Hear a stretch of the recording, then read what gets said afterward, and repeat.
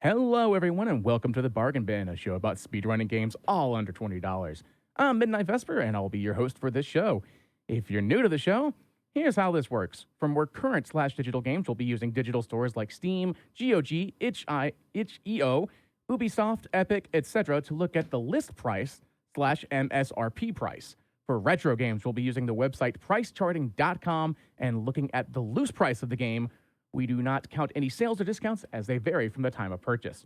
Couple announcements real fast. Summer Games Done Quick 2021 online prize submissions are open. Go to gamesdonequick.com to find out about submitting prizes for the event. Frame Fatales and the all-women speedrunning event will be returning on August 15th to the 21st with Flame Fatales. Game submissions will be open from May 18th to May 25th. Go to gamesdonequick.com/framefatales for more information about the upcoming event. And of course, if you're watching this on YouTube and would like to support our live content, please consider checking out our Twitch channel at twitch.tv/GDQ. If you have an Amazon Prime account, you can subscribe to any Twitch channel of your choice every month for free.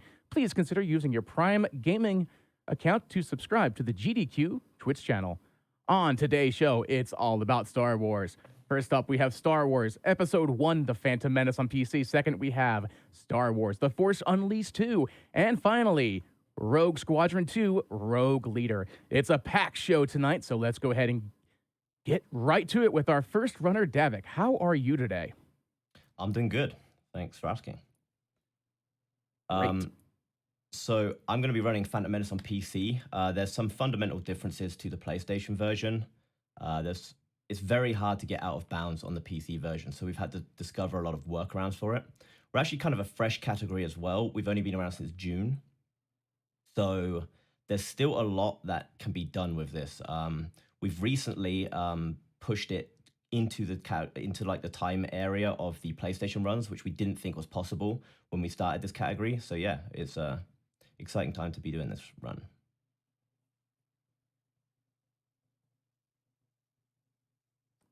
Whenever you're ready. Oh, you also have a commentator. Would your commentator care to introduce? Yeah, sure. Hello, I am Fogfrit, and I'm also a Star Wars Phantom Menace speedrunner on PC. Been playing it for a couple months after watching Davik play it on his stream and getting excited to try it out and got some world records taken from him, so gonna be happy to be commentating a little bit here on the current world record holder. This plans to be a good one. Whenever you all are ready. Yes. Yep. Okay, so we're going to start in 3, 2, 1, go. So we're running without voices on, unfortunately, because this game has got some good voice acting. The reason is your replies are also voiced, and because of that, it loses time. Because when you have voices off, the replies are instant. I'm going to be doing a lot of pushing and a lot of using something called ISG, which Foxfit will explain later on. The reason is because the saber animation is super, super slow, and we don't want to do that. So ISD stands for Infinite Saber Glitch, and the reason we want to get this glitch is because Infinite Saber Glitch works as a normal lightsaber should work, meaning it will kill everything it touches when it comes to droids mostly. And how you acquire the ISG is by swinging your lightsaber and dropping down a ledge and cancelling your swing animation. So he's gonna attempt it here while he's dropping down. And if he gets a glowing animation on the lightsaber, he got ISG. And as you can see here, it is faintly glowing around when you swings it while running. This level is fairly simple. There's mostly just some running around and pushing some buttons, killing a little bit of droids. However, there is one simple, not so simple, but there's one singular jump that can ruin the run from the start.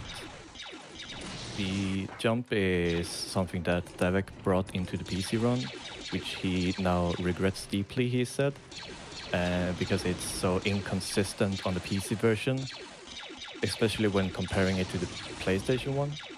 And so far it's been very up and down with how consistent it is. We've been trying to find the best way to do it, but so far it is a little personal choice on how you want to do it.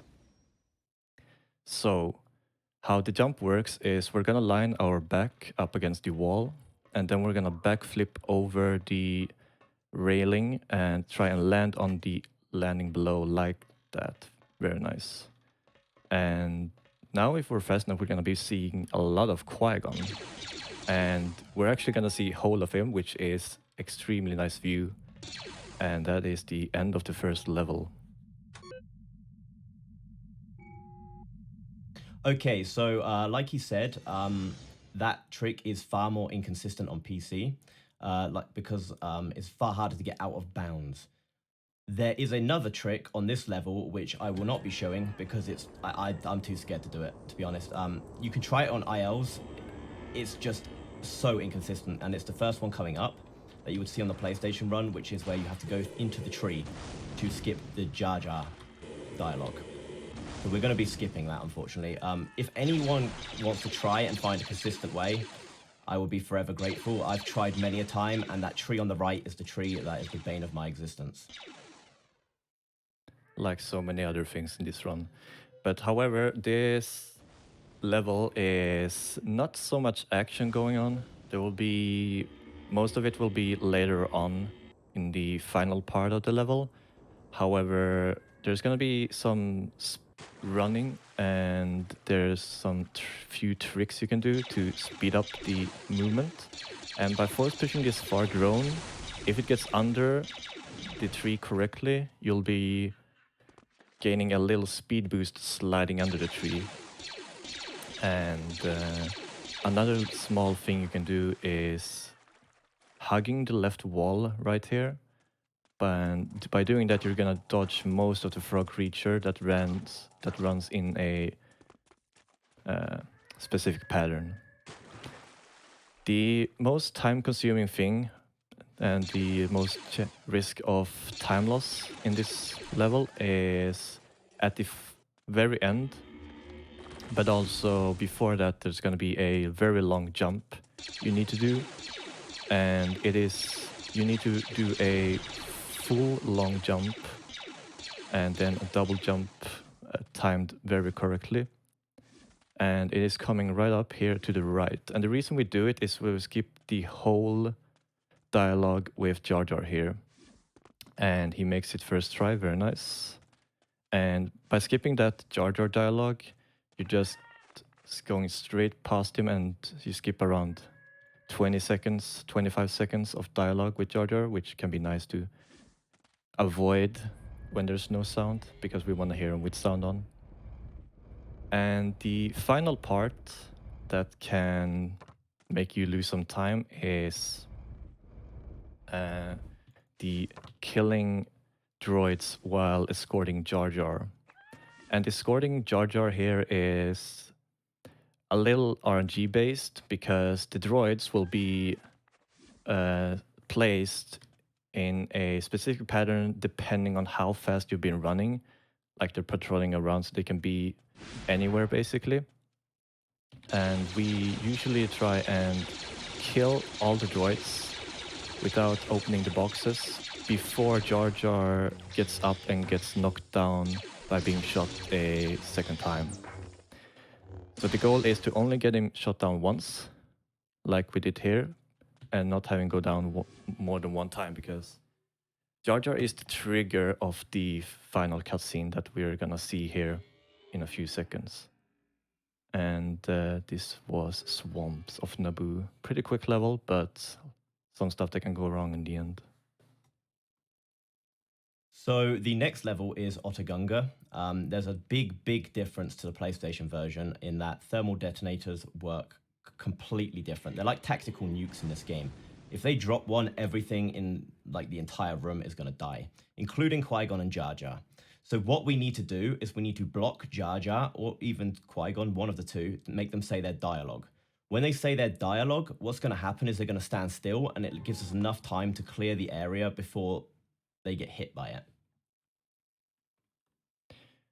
Right, so We're gonna run on the left side here and bump into Jar Jar preferably. It's a little easier than bumping into Qui-Gon because Jar Jar is gonna keep on walking. We're gonna kill this guard to open the door, and then we're gonna see the nukes going off in the back there. Big explosion killing the guards in the lift. This level is also a lot of running, but there's some stuff here that there's some different techniques you do to knock people out of the way to move. You don't want to stand still and swing your saber to kill every Gungan in a doorway. It is a lot slower than most of the other things you can do, like knocking him out of the way. We got ISD by dropping off that ledge, so we can easily slip past these two guards and killing them in the process. And then we're gonna get up to a water jumping section up here, which can be a big time loss if you fall down into the water, but it is almost preferably to take your time and jump slowly, line it up, because if you land in the water, you're gonna have to reload, as that is faster than swimming out of the water and onto the jumping again.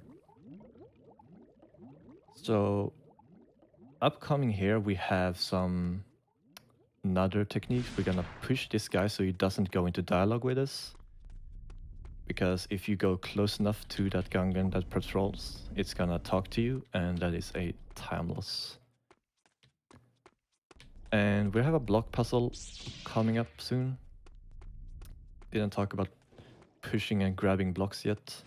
They are very annoying in the beginning to deal with, because if you do it in the wrong way, you're just gonna glide on the side of the block and not be able to push it at all. It takes a little while to get used to. The thing you want to do with this puzzle is to drag the box to all four corners in the correct order, and then push the buttons so that the glass floor in the middle will open up, and you will be able to drop down and click the button so you can proceed to the next room.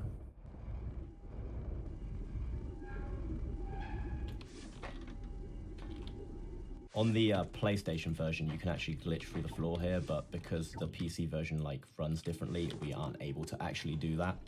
So we have to do the block puzzle. It's not too bad once you've practiced it a bit. Coming up in this room here, this jump is extremely inconsistent. The ceiling of the bubble is actually lower and you can't see it. And what it will do is it will bump your head and you won't be able to grab the ledge. So you do a little wiggle jump there, and doing that, it means you entirely avoid the ceiling and you can jump across without even needing a ledge grab. So the reason we force pushed that guy in this little control panel area was because if you force push a NPC and it hits the wall with enough force, it'll die. And it's another thing you can do to kill enemies from a range if they are standing with their backs on a wall. Here we're gonna kill a god with ISD quickly, but we're also gonna make sure to remove the lightsaber so we don't actually hit Jar Jar with a lightsaber, because if we have ISG on, it's gonna kill Jar Jar and we're gonna have to reload. And there's only one NPC, friendly NPC that is, that cannot die from ISG, and that is Padme in Escape from Feed, which is 2 levels from now on. She's the only one that doesn't care about getting hit by a lightsaber that totally kills everything else it touches. And after this dialogue with Qui-Gon, we're gonna go on to Gardens of Feed. Okay, so Gardens of Theed is actually the level that is the most similar to the PlayStation run. Everything is the same until the very end, until we push the levers instead of getting launched up, because the pillar takes more time to blow up than it does on the PlayStation. It's got an element of RNG. We need that pot to be smashed so we can stand on that right pillar there. The way it's RNG because the tank will fire shots and they'll go random directions. From the first shot now, it can anytime, it does it first time. That is nice to see, and we also get a rare ledge grab followed by the tank bullet hitting the pillar. So if the tank bullet hit the pillar, or if the pillar just decides to crash down, it's gonna have to be a reload because we need the pillar to be able to go to the other side. I actually hate having the first pot smash because I always choke it. My gold splits are always on the second pot smash. Even though it's quicker with the first one, I always choke it, just like I did there. So it's nothing new. I was ready for that. Okay, so this level is one of the more technically hard. It uses the ISG most effectively. It's also got a huge amount of time loss on the second half of the level. It used to be the biggest time loss area in the entire run. Recently, it's been dethroned by the final level, but this level is still very, very difficult. So you're gonna see us take corners very wide here, and that is because the pathing of Padme's AI is very annoying since she can get stuck on corners very easily if we cut them too tight. And if she gets stuck on a corner, what you have to do is go back and try and push her by just running into her. And if that doesn't work, you can try and swing your saber a bit. But to just remove that risk, we always take corners wide and try and not make her get stuck anywhere, because it always messes a run up when she gets stuck. It's really, really annoying to deal with. We're just gonna wait for her so she doesn't run into first corner, because that can very easily happen because you forget doing it. So we're gonna get ISG very soon and use it basically the entire level. But we're not gonna use it on the first robot that runs here to the left, because that robot, if you kill it, it will spawn more robots later on. And it doesn't really do anything. The only thing that can happen, which is bad, is if it decides to shoot Padme through the window we jump in. Another thing, little interesting thing, is the weapon we picked up, the missile launcher under the droid patrol area, is pretty interesting. It is, for some reason, it's the only weapon that can get destroyed when we have ISG up. And every other pickup item doesn't really care about ISG, but that one can crash and not be able to pick up, and you really, really need it to finish the run. Here we're gonna shoot the tank with a rocket, and then we're gonna run and push a button and then run on ahead to kill the 3 bots on the floor while hoping that Padme doesn't get hit by the droids in the window.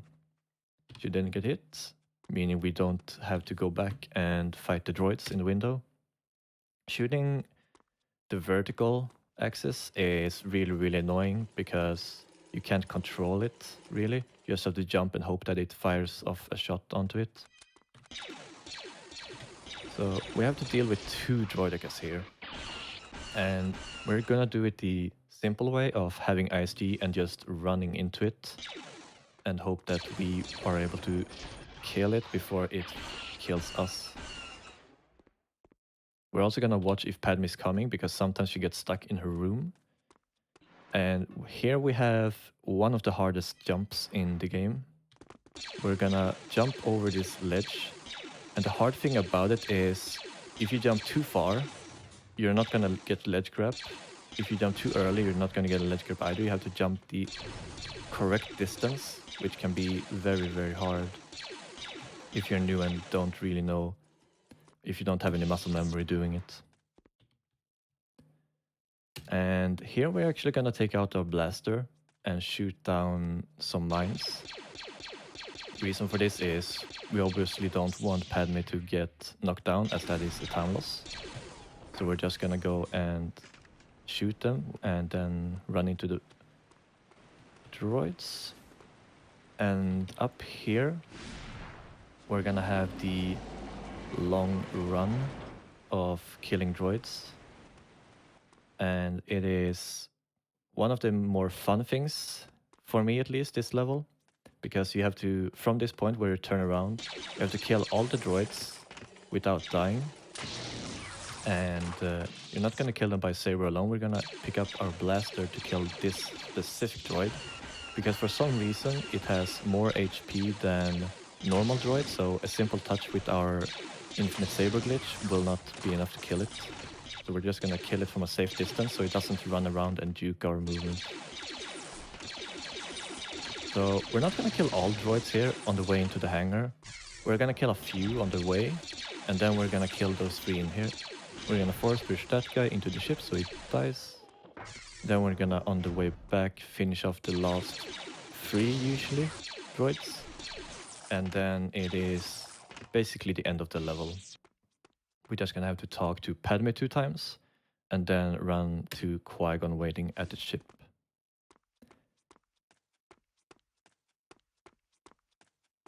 So this level actually used to be the biggest run killer. We used to tank those mines that I shot earlier with our bodies, and this became like a nightmare. We would fail all the time, and then we just unanimously agreed we're going to take the time loss to shoot the mines from now on, and by doing that, it became safe. Or either this level or Assault on Theed, those 2 levels, they killed every run basically when we started at the very beginning.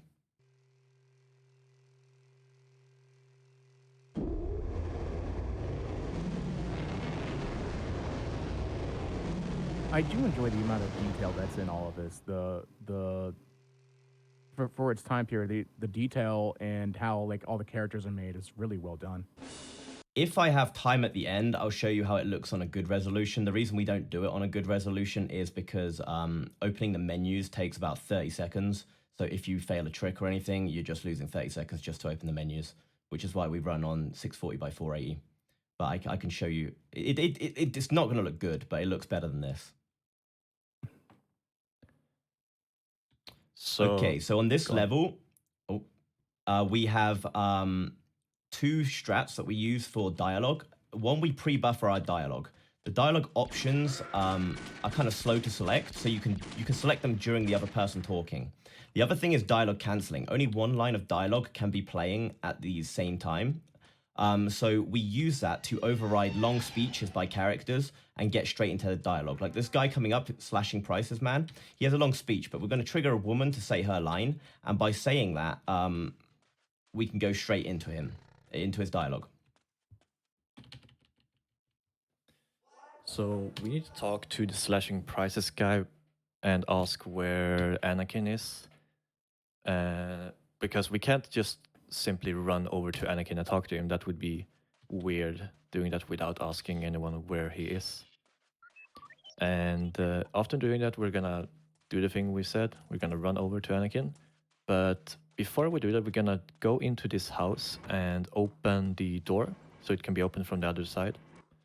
And it's gonna be used later on when we need to get Jar Jar. Otherwise, we'll have to run around the entire map, which is a really, really big map. Here we're gonna have a shimmy skip PC style with a backflip. In the PlayStation version, you wall boost along the side to slip past her, but on the PC version, we just backflip over her, which is, in my opinion, a cooler strategy to dodge her. I've just seen in chat someone asked, does this game have music? Yes, it does. However, when we sequence break, the thing that happens is it will loop 1 note continuously until you go in your menu and turn it off and on again, the music, and it's just unbearable in a speedrun because you can't go in the menu and do that. Casually, yeah, it does.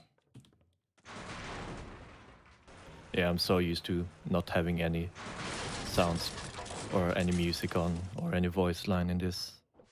So it's just very monotone.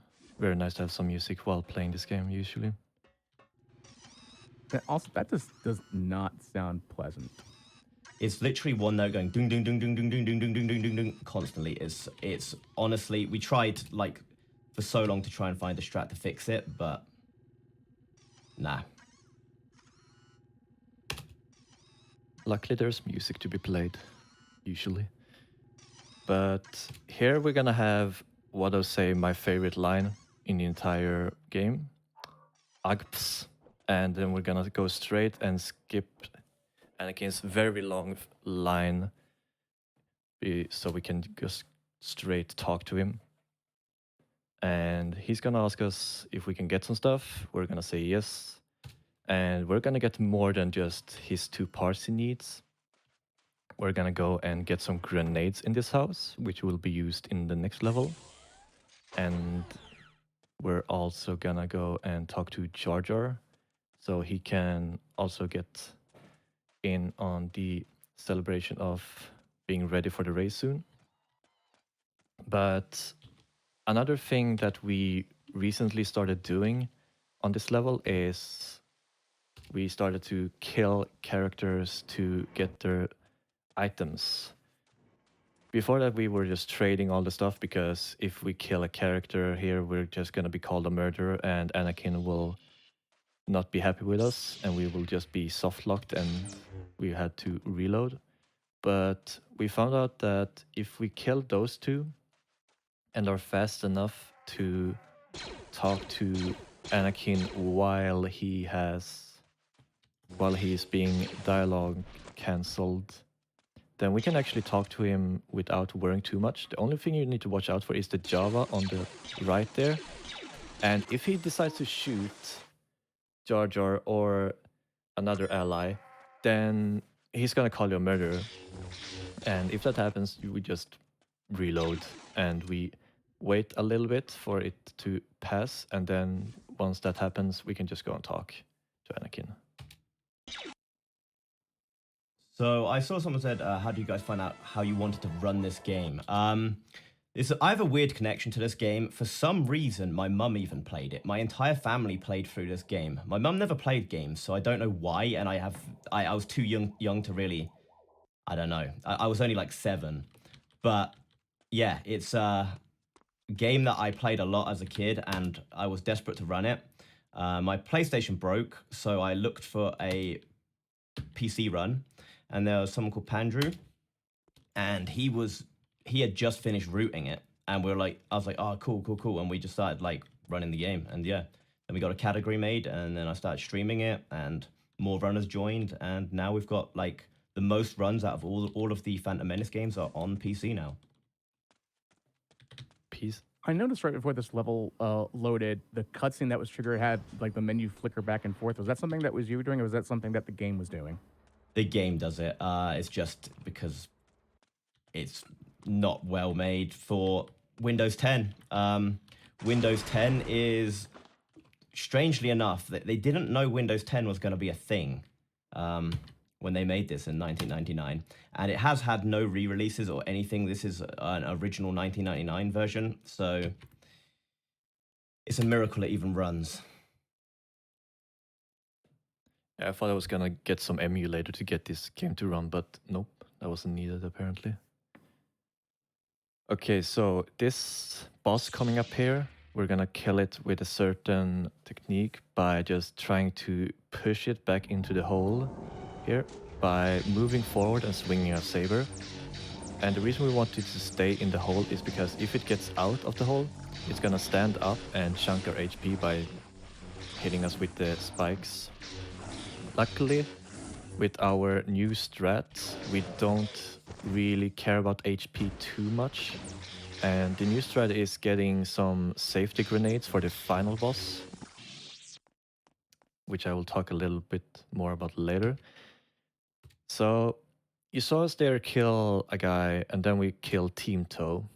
Now the reason we kill Team Toe is because if we want to interact with this bot to give us the juice, if Team Toe speaks when we try to interact with it, we will not be able to interact with it. And killing Team Toe has no negative downside to it at all. So we just always go and kill one extra character because we like to swing our saber. And then we hope that the small chance of the bartender not talking with us, even though there's no one to talking at the moment, doesn't happen. Here we're gonna have the guy take us to Wado. He's gonna open the doors for us. However, you need to be sure to not be too far behind him because he will also close the doors if you're too far behind. And now we're just going to talk with Wado about the betting on the race. So I'm going to talk a little more about the next boss fight. So there's usually the tactic we had earlier, where we had 5 grenades and a blaster that we picked up on Mosespa. However, us killing the 2 guys on Mosespa made us reroute it so we don't pick up the blaster anymore. And only having 5 grenades for the boss fight is kind of risky, as you can't go in melee range with him and hit him with his saber because he's going to gain a shield and start to run around. And he's unkillable through the shield. So we're going to go and get 5 extra grenades so that we can stand from a safe distance and just throw them at him. Now, there is one weird thing about this, and that is that there's sometimes, very often, actually, is an invisible wall in front of the boss, which sometimes is there and sometimes is not there. We don't know what's causing it, and it's making us pick our hairs out. It's really, really annoying. But getting the extra grenades saves you a lot of time if you get the wall. It takes like 10 seconds extra to pick them up, but it's really worth it in case you get the wall. So here you saw us get the wall, so we can just be happy that we pick up the extra grenades. We just keep throwing them at the boss until he dies. And then we pick up the capacitor, and we're gonna jump down to Anakin, and then we will watch the glorious pod race. This is probably the best depiction of pod racing in any Star Wars game. It's undisputed, really. You can just watch it now, see how incredible it is while I talk about the next level. So the next level is Encounter in the Desert. That level has the least time save in the game. Basically, almost all of it is an auto-scroller where you have to wait for the hyperdrive to be taken to the ship. So all you can do in that stage is lose time. So there's only a little section at the beginning where we're going to skip the first phase of the mall fight and a cutscene, and that's the only time save on the level. It's very short as well. And now you can see what I mean by how incredible this cutscene is. They decided to show none of the pod racing and only the audience reactions. No, we do not get to play the pod race. We get to watch everyone react as the commentators narrate the race. It's beautiful. There we go. I kind of enjoy it. It's incredible. I've never seen one better. Yeah. I did see that in chat. Someone said they really enjoyed how big these levels are, and I have to agree with that. That for 1999 and everything that was going on, the levels are very, very well designed and very, very like atmospheric. I mean, Mos Espa is crazy. It's like a completely different game. Mos Espa is an open free roam city. You can go around the entire city. It has multiple quest chains. You can talk to multiple people, go into multiple buildings. You basically need to get 2 parts, but you can get them in so many different ways. It's like a completely different game. And Arena is as well. The rest of it's a bit more like linear, but there's still a lot of exploration in it. Okay, so you saw us hugging the right wall of the entrance there. We do that so we can skip the cutscene and also the first half of the mall fight. And here we're just gonna stall and wait for the hyperdrive to reach the ship. And we're gonna have some aggro on Maul just by swinging and jumping around him so he doesn't gain his fabulous idea of dashing at lightning speed to Padme and kill her instantly. Which can happen sometimes. It doesn't happen as much now as it did earlier because we started to just swing at him more than just force pushing him away. But it is a really short level otherwise, and there's not really any time to gain on it. But this level has. So this level is Coruscant, the least canon level in the entire run. So what happens on this level is Padme 1 here will get kidnapped and Panaka has to rescue her as Padme 2. There are 2 Padmes on this level. We are going to sequence break so Padme 1 does not get kidnapped. However, because of that, she's going to constantly be talking and say the meme line, more hover cannons are coming. We don't want that to happen because she's going to dialogue cancel the final cutscene, making it go slower. So we're going to try and get her to phase into a wall, practically despawning her so she won't say that line. So before we try and despawn her, we're gonna have to kill a hover cannon. And we had a run earlier today where the hover cannon shot Padme in the back and she didn't take any damage from it. So I'm starting to think that if she gets shot in the back, she doesn't take any damage, but we usually never get her to face it with her back. So we're gonna talk to this guy, and then we're gonna wait for Padme to enter the transportation device.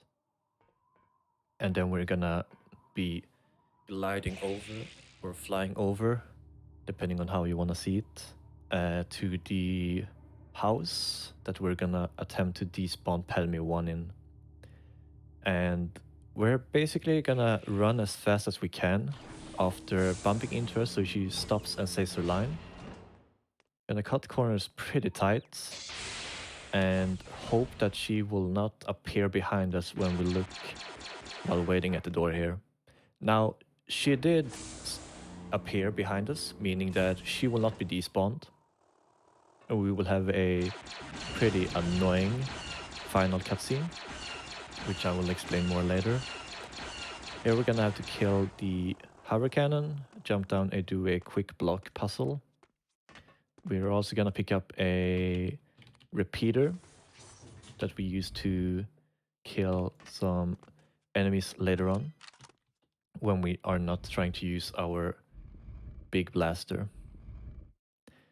So the impact on not despawning Padme 1 is pretty significant because she's gonna say her voice line throughout the entirety of the run. Entirety of the level, sorry. And what it does is whenever the final cutscene happens and Palpatine and Padme 2 are gonna have a conversation, Padme 1 is gonna cut in with her own voice lines and make us wait a lot longer for the other for Padme 2 and Palpatine to be over. Now we walked through the... I did it on Go on. purpose. No, I did it on purpose so the meme lives on. I definitely didn't mess up. Definitely didn't. The meme will live on if you try or not. Don't worry. So we hug the left wall on the passage after the block puzzle because if you run in the middle, Padme will insta-die. And if you hug the left wall, we can actually bypass that feature and despawn her a little bit, or in other words, she will get stuck on the wall, as I learned earlier, and will not follow us at all. But she will still make her presence clear with saying more hover cannons will be coming and we have to get out of here and all of that. So we're just gonna have to sit back and enjoy her speaking a lot down here. Now, down here it is a little maze. It's not too big of a deal, but can be a little annoying to deal with in the beginning. You'll see some homeless people standing around, trying to get some contact with you. And if you go too close to them, they will engage in a dialogue and it is a time loss. But it's fairly easy to just run past. However, if you thinking, oh, I'm just gonna kill some for fun, I wouldn't recommend that because they have a lot of HP and they do a lot of damage. So it's best to just avoid them completely. I like this level due to it being a lot of just running around and there's some small optimization things you can do. But overall, there is not too much going on down here. We're gonna kill the kidnapper and then we're gonna get Padme 2, which has a much better AI than the one on Escape from Feed. She will always walk straight to you and will not get stuck on any corners whatsoever. Here we're gonna have a puzzle that for some reason isn't shown up earlier in the level how to complete it. And if you push the random buttons in a random order and hope for the best, you might find yourself stuck not being able to push any of the buttons, which forces you to reload or restart the level. However, if you just quickly check a guide on them, then you know exactly how to do it. Coming up, we have the boss battle of this level. But to get to the boss, we need to enter the room, and we need to have the password, which is Coruscant has lovely sunsets. So this boss fight is fairly simple. You just back away while shooting, and he's gonna move away a little bit, and then we're gonna keep on shooting him, trying to keep a reasonable distance, not be too far away, and then he's just gonna die fairly quickly because he's always gonna move in a straight line and it's easy for us to shoot it. So here we have a long lift up, and it should be the beginning of the final cutscene, but for some reason they decided to split it up so that after we take the long lift, we're gonna move for 3 seconds to another transportation device, and then the final cutscene of the level starts. I know you were talking earlier about the voice acting. I believe it was at the beginning of this run. Do you know if the actual actors supplied the voice, or were they other actors who just maybe sounded the part? I mean, there were other actors, but there were some big names. Padme was voiced by the voice actress who did Princess Azula in Avatar: Last Airbender. So there's some big names in it. It's just different people, though. But yeah.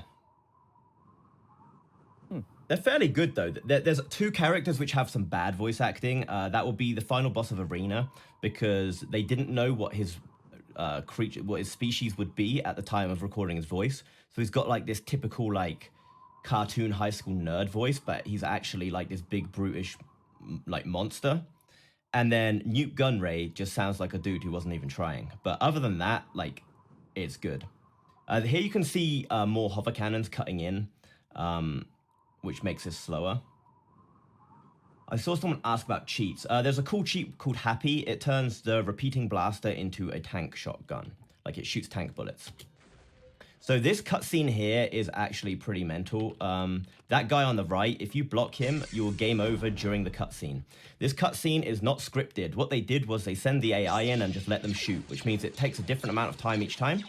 And that guy's the only one that can kill him. And if he doesn't go in first, he will kill some of your allies and you'll game over in the cutscene, ending your run and, like, winding you up. Always winds us up when we can't control a dead run. We're gonna kill this guy or zap him, because if he doesn't get zapped, he will get into this room and decide to shoot the guy we're talking to. And we need to finish the dialogue with him to be able to pick up the blaster and the little drone robot, which will support us in doing some damage. The point of this escorting Panaka part is you want to have him kill as many droids before going down as possible. However, if he gets surrounded by 5 to 6 droids, he's gonna go down, and then he's gonna get shot so much that he's just gonna get down as soon as he gets up. However, if he doesn't go down, you'll see he's gonna annihilate most of the droids without any issues. And we're gonna finish off these by ourselves so we can skip a dialogue with him. And after this little segment of shooting with the turret, we're gonna get to a very big skip found by another runner called Donub, which is the major skip finder for the PC version. He found a skip so that we can totally ignore the entire next part, which should have been Padme Part 2 in this level. And then, because there's Padme 1, Obi-1, Padme 2, Obi 2, but we're able to skip the entirety of Padme 2, which is a fairly long segment, by after we finish off Maul here to half HP, we're gonna start shooting our blaster and just run on past the Darth Maul, and we're able to skip the sequence breaking that would make us go into Padme 2. I'll let Davik explain it a little further on how exactly the skip is made after this fight. So we're not actually quite sure what causes exactly this thing. However, it has definitely got something to do with the sound of the blaster not like interrupting a lightsaber twirl that Maul does, and that is the trigger for swapping to the next phase. So something about shooting your blaster when running past, it just skips it, which is very, very good, because on PlayStation you like jump over the wall or something, and we couldn't do that. So it was good that that was found. On this level, similar to the last level, there are phases. There's Padme 1, Obi-Wan 1, all the way up to 3, Obi-Wan 3. Now, the lift cycle in this level is way too consistent, and that makes it kind of random. What I mean by that is, it begins on Padme 1, and it continues through every phase constantly. As soon as you start this level, the lifts are going. That means any time save, any time loss, you're on a different cycle. Meaning, yeah, they're random, but they're not random. They're exactly the same, but how quickly you get to them is random, because you're not going to be consistently moving at the same pace constantly. So we've recently found this skip here, another one by Donub, and it skips Obi-Wan 1. Unfortunately, what we found as the optimal cycle is now the riskiest strat of them all. So I may not go for it. It depends how badly I start failing. So when we drop down here in this room, we have skipped the first phase of Obi-Wan, and we're now on Padme 2. And this is like a death run. You wanna go through it without taking basically any damage at all. But however, if you are fast enough and confident with some jumps later, you're gonna have time to pick up some extra health in the room opposite of this one. And that will make the next phase of Padme 3, a lot smoother in my opinion, and you won't have to worry about dying as much. We're gonna pick up a key card here, and then we're gonna do a jump that is a little tricky to do. Doesn't look tricky, but it is. And then we're gonna open a door and get into some Obi-Wan risky business. So the lift is coming up, and a good cycle is basically means that you don't wanna wait for the lift at all.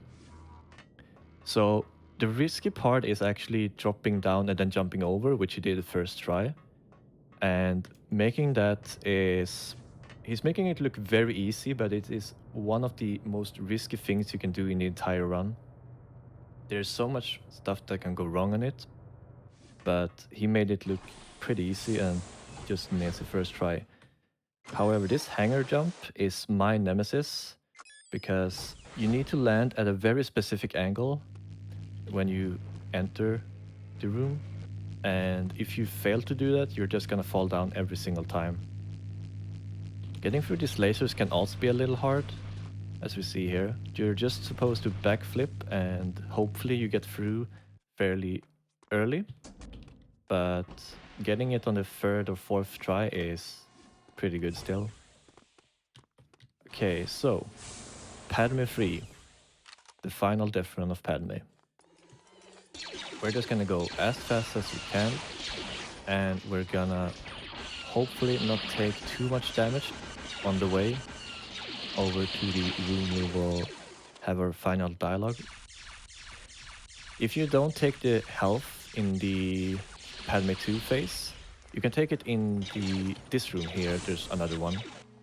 However, as we take it on the Padme 2 phase, we don't actually bother doing it here, because we would rather have a good cycle for the lifts, and taking health here is kind of risky as it's a fairly tight time pressure on us. So after we kill those drones, we're gonna go into the final Obi-Wan phase. And there's only one jump left, which is this jump here. And you can die of fall damage jumping on this lift, or you can just miss the lift entirely. But that is the last thing that is hard in this run. So now there's just a what I call the cakewalk over to Maul. And after we kill him like we do in the movie, we're gonna have time. So we're just gonna run through here, watch as Qui-Gon gets stabbed. Pretty effortlessly by Maul, I would say. Sadly, Qui-Gon. But we're gonna run and take our revenge by using the famous move of force push. And push, and push, and push. And then a couple seconds after this, when we lose control, it's time. And time. Time. Oh, that's pretty good. Nice. 47:37 is the world record currently by me. So that was extremely good. I'm actually really, really happy with that. That's the best I've done not on stream, you know, like at a marathon type of thing. I'm happy with that. Yeah, that's really good. Yeah. It was a really fun run, yeah. So, oh, sorry. Go ahead. No, go ahead. That's fine. I was going to ask, like, if anyone had any, like, if they watched this run and they were like, hey, I wanted to know more about this run, or, like, where can I get information if I wanted to start running it? Where would they go? So we're actually in the main Star Wars speedrunning Discord. We've got a Phantom Menace channel. There's a message in there that's also a pinned message in there as well, which tells you how to get it running on Windows 10. It's the link for that is actually on the speedrun.com page. I've recently actually made a brand new tutorial as well, like a week and a half ago, maybe 2, which has the newest strats, because I made a tutorial, I released it, and a week later, Donut found a massive skip, and then he found another massive skip about 2 weeks later, and the entire tutorial was obsolete. So that was all good. But this time, it's currently accurate, so that's pretty good.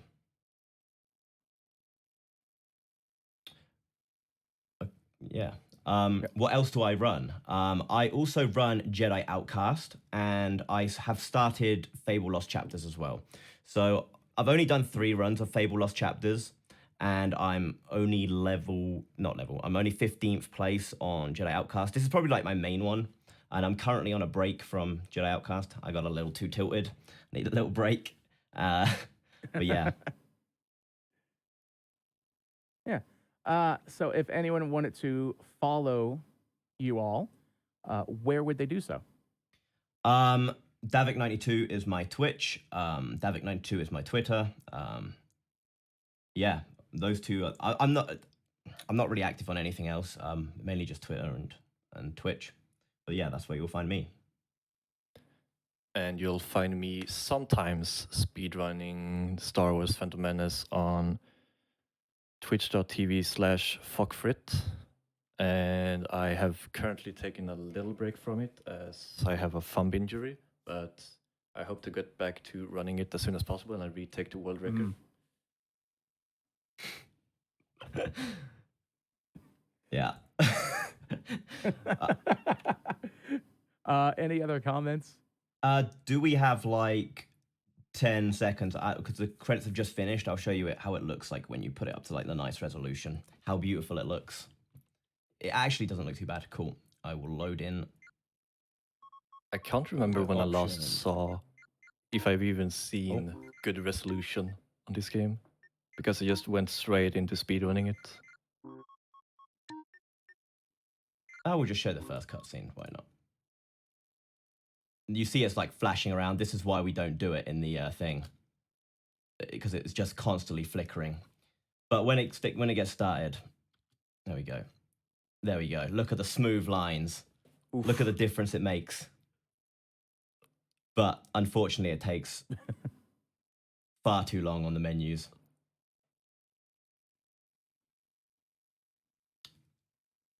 No, it's not currently available on Steam. You need to get the actual copy. I'm trying to get it onto other things, but it's not currently available anywhere on that. Okay. Well, thank you very much for watching. I enjoy showing this off to people because the PC run hasn't really been shown to many people. It's normally the PlayStation run that gets shown off, so it's cool getting to show the PC version.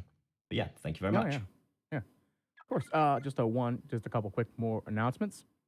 These hotfix shows are brought to you by viewers like you. If you'd like to have ad-free viewing, consider using your Prime Gaming account to support the weekly GDQ hotfix content.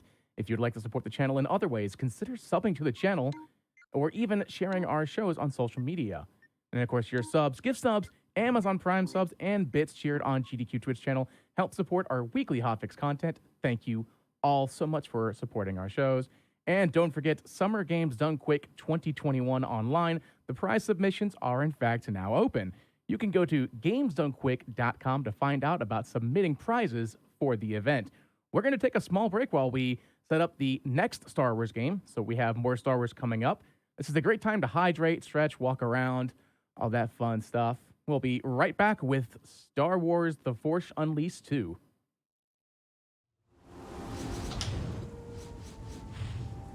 Hello and welcome back to the Bargain Bin, a show about speedrunning games all under $20. I'm Midnight Vesper, your host. Just a couple quick announcements. Don't forget, Summer Games Done Quick 2021 online prize submissions are now open. You can go to gamesdonequick.com to find out about submitting prizes for the event. Also, Frame Fatales, the all-woman speedrunning event, will be returning on August 15th through the 21st with Flame Fatales. Game submissions will be open from May 18th to the 25th. Go to gamesdonequick.com/framefatales for more information on the upcoming event. And of course, if you are watching this on YouTube and would like to support our live content, please consider checking out our Twitch channel at twitch.tv/GDQ. If you have an Amazon Prime account, you can subscribe to any Twitch channel of your choice every month for free. Please consider using your Prime Gaming account to subscribe to the GDQ Twitch channel. Continuing our canonically timelined series of Star Wars games, we're going to go ahead and turn it to Zojalix, who is running Star Wars The Force Unleashed 2. Thank you so much, Vesper. Hello. As Vesper said, I'm Zojalix running Force Unleashed 2 any percent. This game is, well, we're playing the PC version. There are a bunch of different versions, but I'm not going to get into that because it's not really all that relevant. But for this, I'm just going to preface this run with one quick thing, and that is the PC version, as it is the fastest and the only one that we actually are able to do automatic load removal, is the one that we use. Unfortunately, it's prone to crashing. And so in order to help with the crashing of this game, we actually removed all of the cutscenes, so you will see the ones that are in engine, but as far as the different cutscenes that actually are relevant to the plot, you are not going to be seeing those, so that way the game runs smoothly. And with that, we're going to go ahead and get this run started, so I will count down from 5. This game is going to get started, and it's going to go real fast, real quick, for more reasons than just because it's a speed run. Alright, so in 3, 2, 1, go. So, what we're going to be starting off with here is a quick tutorial section, and the way that this tutorial section is going to work is the game likes to do everything in threes. So we're going to be killing 3 enemies with our lightsabers, and then we're going to be using Force Push 3 times, and then the game will tell us to use Force Lightning, and then we're going to just kill all of the enemies with Force Lightning. For some reason, the tutorial does not progress until you kill every single enemy. So now that we've done that, the game will progress, and it will be this little in-engine cutscene about how the game is going to explain basically the entire plot that you need to know. And that is, Starkiller here is obsessed with his waifu, Juno. Well, it might be Starkiller, might be a clone. We don't actually know. They're really not, like I said, no idea. Starkiller could be a clone, could not be. And so he really wants to spend the rest of his life with his wonderful waifu, Juno. But unfortunately, Darth Vader is like, no, you actually can't do that because you have to be this evil bad guy and my minion who I send around to conquer the galaxy. But then Starkiller decides, no, I don't want to be your evil bad guy. I want to spend the rest of my life with Juno. So he's going to escape, have this quick flashback that just gets ignored because we removed that cutscene. He's gonna blast Darth Vader with lightning, and then he's gonna try and escape. For some reason, Vader can get hit with lightning and none of his cybernetic short circuit. Not really sure exactly how that works, but yet it does. So, coming up here, we have our first falling section. I call it falling because we're falling. Oh, wow, sometimes I question the things that come out of my mouth. So the way that we speed up the falling section is I'm going to be mashing left bumper, and that's going to be having me use force dash. And you'll notice this sort of blue circle of force around me. That's like known as a dashing blast ability, and we'll be using it during the main course of the run as well pretty often. But what it does is it not only gives us a little bit of extra speed, but it also surrounds us in force, preventing other things from hitting us, thus allowing us to make this go by really, really fast. So first we have this dramatic superhero landing that Starkiller is really good at having. And then there's going to be this group of enemies that we have to kill in order to progress. We just do a quick one saber swipe partnered with a lightning strike to kill all of the enemies, and then we wait here for this door to open. Once this door opens, we're going to go awkwardly around to the side here so that way we skip a cutscene trigger. Pretty fast to do that. And now we're going to, I'm going to talk about the movement here once, as I'm killing these guys. So, as you notice, you can see me doing a force dash. But at the end of every single force dash, there's this little animation where Starkiller kind of stops and, but you don't actually see that happen in the run because each time that I do a force dash, I will actually be jumping and dashing immediately afterwards. Jumping and dashing immediately afterwards cancels that sort of little idle animation that Starkiller has and allows us to progress immediately, allows us to progress right away. So that way we're able to move as fast as possible. And I don't know exactly who discovered it. I think it was Coasters, but I might be wrong. Either way, when it was discovered, became super nice because it just made movement a lot more interesting in this game and actually takes a decent chunk of practice. Okay, I got stuck in a random corner there. Interesting. So, yeah, that's the movement in this game. And then we're going to be coming up on our first major skip after we get through these fans here. And the first major skip is, you'll notice this this room full of ray shields, and we actually don't want anything to do with these ray shields because each time we go down into that area with ray shields, there is going to be a bunch of enemies that spawn and we have to kill them before we can progress. But we want to skip that.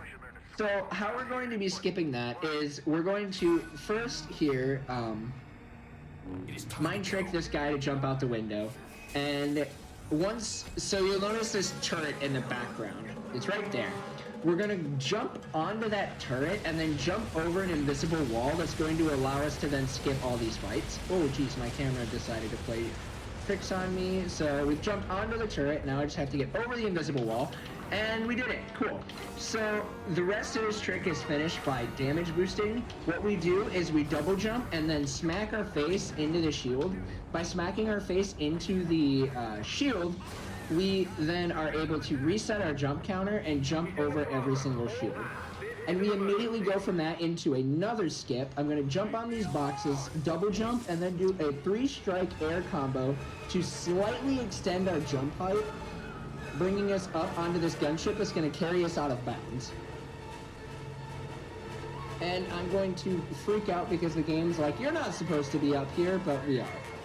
And then we're going to come over here, go hit that checkpoint, and then dash across to then fall into this section, skipping a lot of the game, allowing us to then come over here where the ATSTs didn't spawn. So since the ATSTs didn't spawn, we have to reload the checkpoint. So yeah, that was actually insane to get all of that first try. I don't think I've ever gotten that in a run. Well, no, I've gotten it in a run, but never actually one that I went through and finished. So you guys get to see that now. That saves like 45 seconds, like 45 seconds to like a minute, I think, in total. So, Very nice, man. Very nice. yeah, it's a really nice skip that was recently discovered within the last year, and even the world record doesn't have that skip. So, overall, that was a really, really good first level. So now we have managed to finish the first level, and now we're going to go into the second level, Kato no Moida, the Eastern Arc. And if you guys remember, there was a wonderful character by the name of General Ram Koda, who was pretty relevant in the first game, and he's pretty relevant in the second game as well. And we're actually here on this planet so that way we can rescue him, because he is in their execution arena. And we're going to start off by jumping over this bridge by doing a lot more of the damage boosting stuff that I had talked about before. But rather than smacking our face into a shield, we're going to do a 2-strike air combo and then start using Force Lightning. That is going to allow us to suspend ourselves in the air while the missile blasts us in the face to reset our jump counter. Okay, there they are. And then we got these Sith Acolytes here that get really annoying, so we're just gonna casually yeet them off the platform, which is going to allow us to progress. And it's going to allow us to then progress and do another damage boost strat. We're just going to dash and blast, double jump, 2 air combo, and immediately get up on this platform. Another first try on that trick. And we're going to pick up that holocron there. The reason why we're picking up that holocron is because we want our EXP to be at 25,000 by the end of this level. So, yeah. And then we're going to skip that platform by dashing, double jumping, dashing blast. That skips another platform. And then, hopefully, I got stuck, so I don't know. Okay, cool. We were faster than that shield was able to go, so that's good. So yeah, the basis of these levels are going to be smacking our faces into a shield to reset our jump counter. It's really interesting. So another thing about this game that is, I think, only exclusive to the PC version is if you go really fast through areas, you actually prevent enemies from spawning because you overload the game's memory. And in order to conserve it, they don't spawn enemies. But sometimes enemies need to spawn in order to progress. So right here, as we hit this checkpoint, I'm reloading it instantly because it will spawn these enemies that are necessary in order to progress the game. So here they are. Oop. And then we just kill them, which will then... Oh, one guy survived. And then we kill them, allowing us to progress. Now we have this fight here where we're going to be using our lightsaber throw to do a lot of damage, because in this game we can charge it up. And while our lightsabers are like stuck in the walker, we're going to be blasting it with lightning. And in this fight, the walkers are the only enemies that you're actually required to kill. And then after you kill those walkers, if you immediately reload the cutscene again, then it activates this elevator that normally wouldn't activate unless you reloaded the checkpoint. It's a really weird cheese in the game. One that we abuse. And now we got this very flattering camera angle of Starkiller here. And we're going to go into a little dashing section where we're going to have to run away from this gunship that's trying to kill us. And then we're going into another big skip. This game is chock full of skips for quite a while. So we're going to just dash through here, trying to not get body blocked by stormtroopers, but it happens a lot anyway. We're going to pick up that little force holocron here, so that way our force energy gets increased, I guess. I don't know. But yeah, it increases our maximum force energy. And we're going into Casino Skip. Casino Skip, what we're going to do is we're going to go out of bounds And then once we get out of bounds, we are going to drop down to a checkpoint that's at the very bottom of the casino, thus skipping the entirety of the casino, saving another couple of minutes. So here we are, out of bounds. And we're gonna dash over here, fall a ways, and I'm going to move over to the side here, so that way we just have a little bit of safety. And where's the checkpoint? Uh-oh. There it is. Uh-oh. Found it. We're good. And so that's another, like I said, that skip probably saves about a solid 2 or 3 minutes. If we didn't do that skip, we would have to go and do a lot of fighting to drop shields and drop down this elevator. And so, yeah, it's really good that that skip exists. And so now we have this door. This is the worst door in the entire game because this door will be frozen in carbonite. Luckily, I figured out a way to kind of stand here in the corner so that way this carbonite droid... Oh, okay, the game targeted the droid instead of the door, and now I'm getting trolled. Uh-oh. Oh, this no. is rough. Okay, we're just going to come over to this side. What? Okay. Well, this has never happened. What?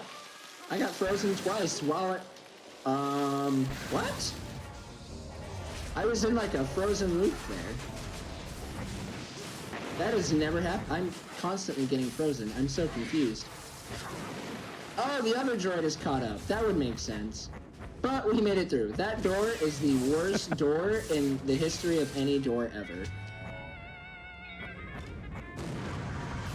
We're picking up another holocron here, and that will be relevant later.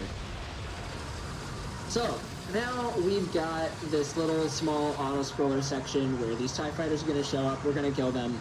So, it's a really good place to just kind of chill after all of that we just had in the first 15 minutes of the run. So if you guys have any questions, now is a good time to ask them because I can actually answer them. I haven't seen a lot in the chat about that, but I know we were talking about that, like, the sabers can be customized. Yep. Correct? So no, earlier we saw you had the dark sabers on. Yeah, yeah, so throughout the game there are holocrons that you can collect, and there's 4 different types. There's experience, saber crystals, and then health upgrade and force upgrade. We actually don't use any saber customizations in any percent because it's obviously slow. But in New Game Plus, the sabers actually do a slight effect. I don't know if they even actually make a difference to how fast you go in New Game Plus. I haven't done any thorough testing. I just like to use the dark sabers because they're the dark sabers. So yeah, it's slightly different in terms, in like comparison to like Force Unleashed 1, where they give you power crystals that you would use, as opposed to they give you power crystals and color crystals. In this game, any crystals that you get give some sort of effect as well as change the power.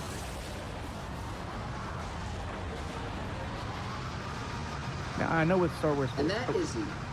Oh, go ahead. I said, I know with Force Unleashed 1 and Force Unleashed 2, from what I remember, there was always, like, you know, you get to pull down the Star Destroyers, or we get to, like, really mess with the TIE Fighters and stuff like that. Do we see stuff like that in this particular run? I did skip the first instance of it, but there will be an instance where we will be doing something kind of similar. I don't really know how to explain it until we get to it. So now I'm looking forward to it. Going to purposely smack our face into shields and purposely get shot by snipers to skip a gap there. This level has a lot of skips. So, oh, okay, cool, I did. So I grabbed another EXP holocron and upgraded lightsaber throw. That's going to be a lot more relevant in this next level. But we have another pretty big skip here. What I'm going to be doing is immediately reloading this checkpoint, so that way I can jump on top of more gunships to take us out of bounds. So we're going to jump on this one, jump on this one, and we're going to ride this one out of bounds, skipping this entire bridge. Jump over that, so that way it doesn't. And then hit the checkpoint there and reload it, and that's another first try. That is one of the most difficult tricks in the game, so to get that first try like this is absolutely insane. That's impressive. Like, the only real hiccup we've had so far in this run has been that one door, so I am perfectly okay with that. Because that trick is really hard, and each time you fail it, you have to reload the checkpoint, which can just make you lose a lot of time.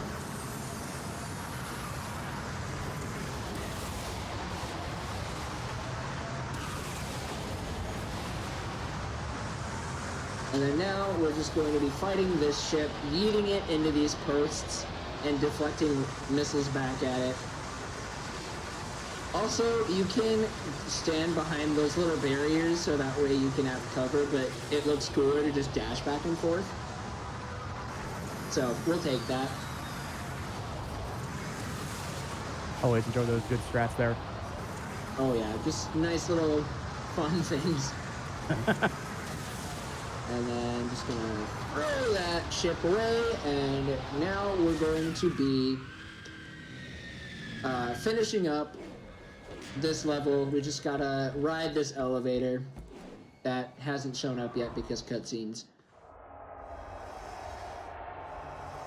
So I'm gonna enter this little cutscene, and I didn't purposely drop down because it doesn't make you lose any time or anything. But I just want to show this off. Starkiller. Oh, I messed it up. Starkiller. Wait, what? Hello? There we go. If I was high enough, I'd be able to show it off. But Starkiller can become a Beyblade. So, yeah, what we're doing right here is I'm jumping, doing double jumps while riding this elevator so that way we hit the trigger for the end of the level faster. Oh, wow, I just golded that split. Nice. Nice.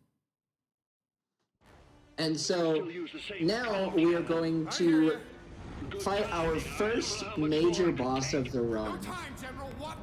So what we're going to be doing is spamming Force Lightning onto the face of the Gorog here to make him smash his hands down. And when he smashes his hands down, it's gonna have us blast lightning at these shackles, and then we can mash B to push these shackles into place. And we're gonna be doing this with both shackles twice. And he's gonna yell at us, which apparently does damage. I didn't know it was possible to hurt somebody by yelling at them, but the Gorog is able to do so. And so one thing you're probably wondering is, why do I spam lightning versus mashing? And I spam lightning because, or I mash lightning instead of pushing and holding it, because A, it consumes less force, as well as it, not only does it consume less force, but it also does slightly, that initial impact with the first lightning does slightly more damage than pushing and holding. And so now we're just going to be yoinking the Gorog's head everywhere. So one thing about this QTE, or QuickTime event, that's really funny, is it tells you to push and hold right trigger. That's actually just a suggestion. As long as you push it, you're fine. A really random thing that this game does.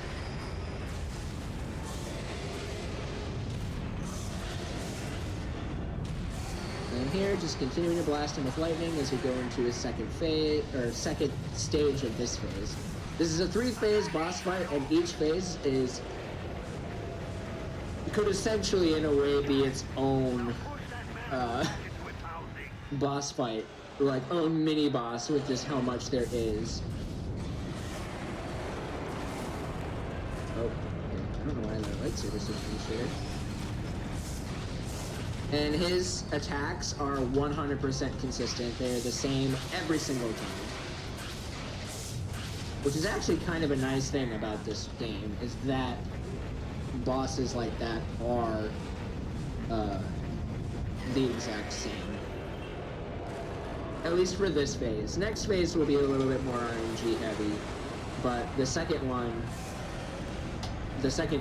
phase, or the first phase, is 100% consistent.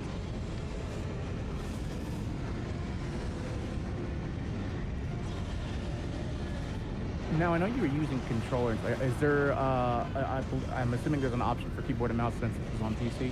There is, yes. We actually do have a couple of keyboard and mouse runners. The former New Game Plus world record holder actually runs on keyboard and mouse, and for being a platformer, you would think this would be harder to do on keyboard and mouse, but this game has actually really good custom key binding options for you, and that can just make running this on keyboard and mouse a lot easier. I just do controller because it's what I played it casually with and was significantly more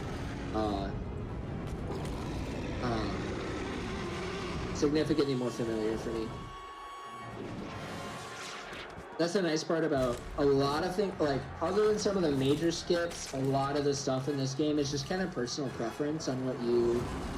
There might be some slight differences, but for the most part, it's a lot of personal preference on how you can just do things.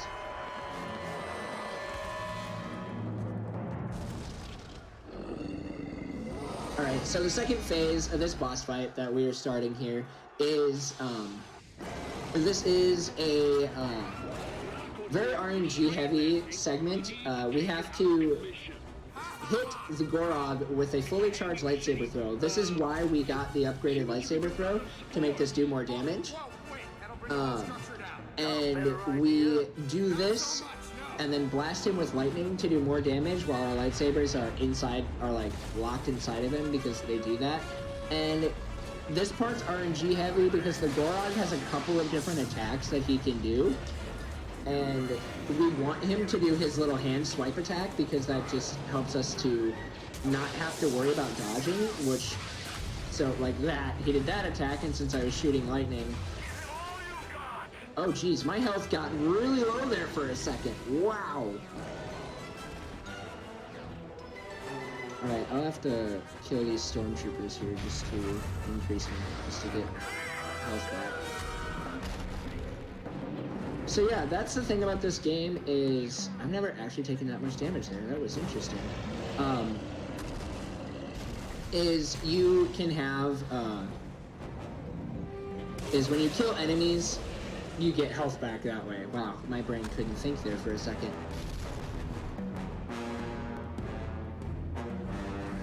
And so now we just have to do this all one more time. Hopefully we get other good RNG.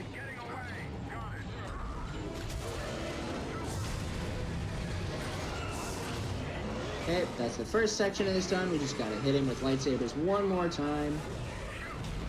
Oh.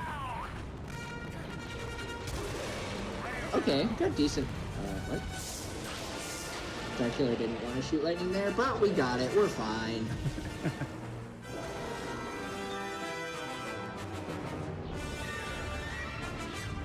Alright, so we're just gonna jump up here.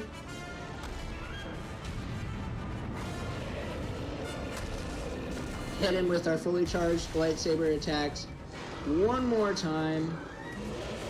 And then while there's this little cutscene going on, it's actually not a cutscene. So even though the camera angle is weird, we can still move,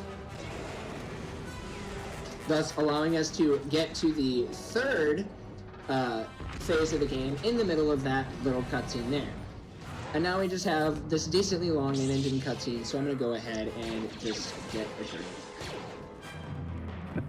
It's always good to hydrate. Yes, it is very good to hydrate. Hydration is very important.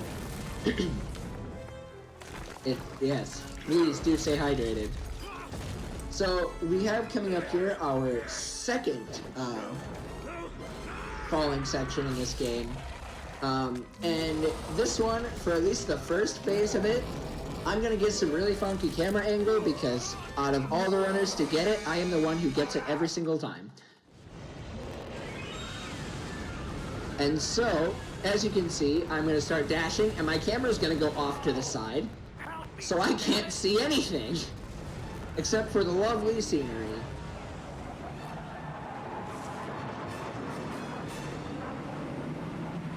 And then I'm going to be throwing my lightsabers and using Force Lightning in the same kind of way that I have been before, which is to throw lightsabers and blast lightning while my lightsaber animation is going to then continue to do damage.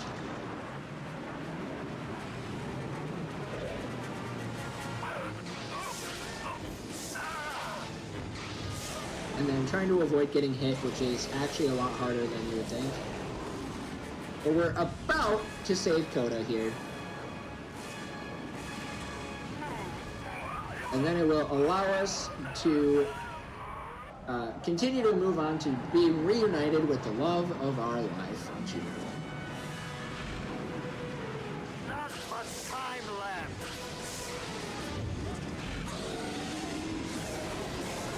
Okay, we have now finished fighting the Gorog. All we have to do is Starkiller's decided that he's had enough of this thing, and he's going to surround himself with a lot of force and fling himself into the chest of the Gorog to finish it off.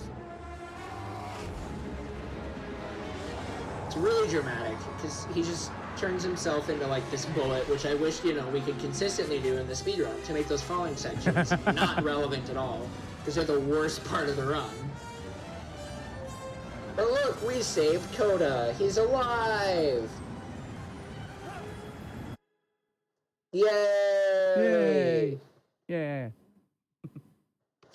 And now we have the hardest level in the game, Dagobah.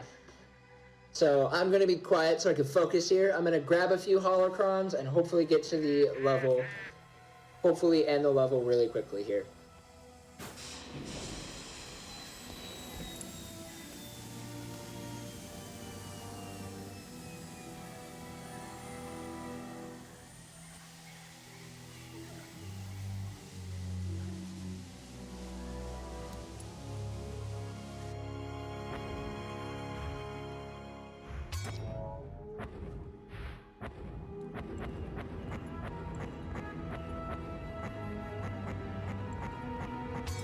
And that's Dagobah.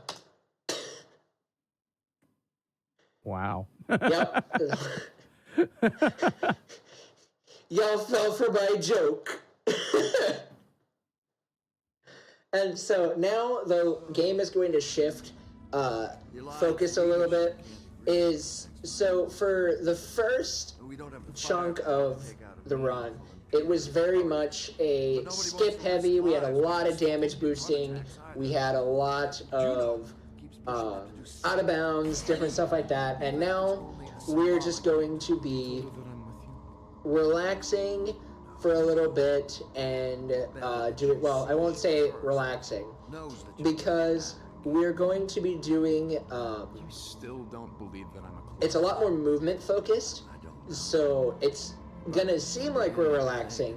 But since we have the dash canceling that I talked about earlier, and I'll probably explain it in case anybody else was coming in here in the middle of the run, I'll explain it again. But we want to be able to move quickly to prevent as many enemies from spawning as we can, because the more enemies that spawn, the more they get in our way, and the sadder we become, because when they get in our way, they slow us down, and we want to go fast. Can't pull off an attack like this without your help. So,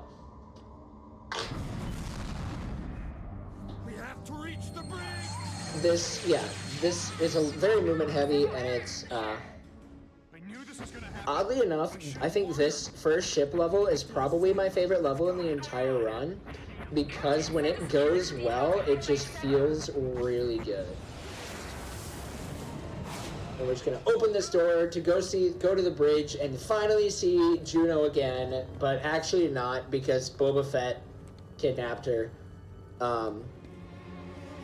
Is Boba Fett relevant to this game other than the fact that they used him as the person to kidnap Juno? Absolutely not. He drops off Juno and that's it. I don't really know exactly if he was supposed to have any relevance or not beyond that, but he has no relevance at all throughout the entire of the run, other than just he shows up and looks cool like he does in all of the movies.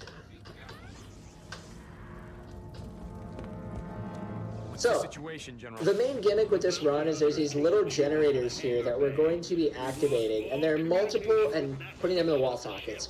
There are a couple ways that you're gonna be seeing us move them. It's going to be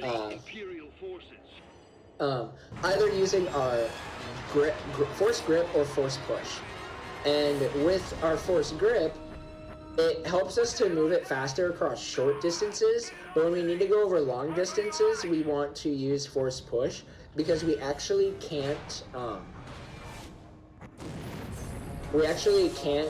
move while we're using force grip. And that terror droid is going to jump on me. That's unfortunate, but that's fine because that usually happens. And now we got to get rid of these terror droids here so that way we can unlock another ability in this game, Force Repulse. This is going to be the last force ability that we are going to be unlocking. And what this is just a little area of effect blast. It looks really cool. Probably one of my favorite abilities in this game that just was implemented because of just how dope it looks to be able to just like jump, fling your hands out, and explode everything with the force. I'm not exactly sure if that's the accurate description of what happens, but I think that is just how it looks, so that's the explanation I'm going with. So yeah, as I stated earlier, this level is very movement focused, and the movement in this run, so that way I can just explain it again. Also real quick, Juno's taking a nap in the middle of the floor. Terrible spot to take a nap, but yet that's what she's decided. Is with the movement in this game is I'm doing a force dash, but at the end of each force dash, there's a little animation of Starkiller stopping, and when I hit that animation, I jump and then dash again immediately, so that way I'm just constantly moving without having to worry about that animation going off.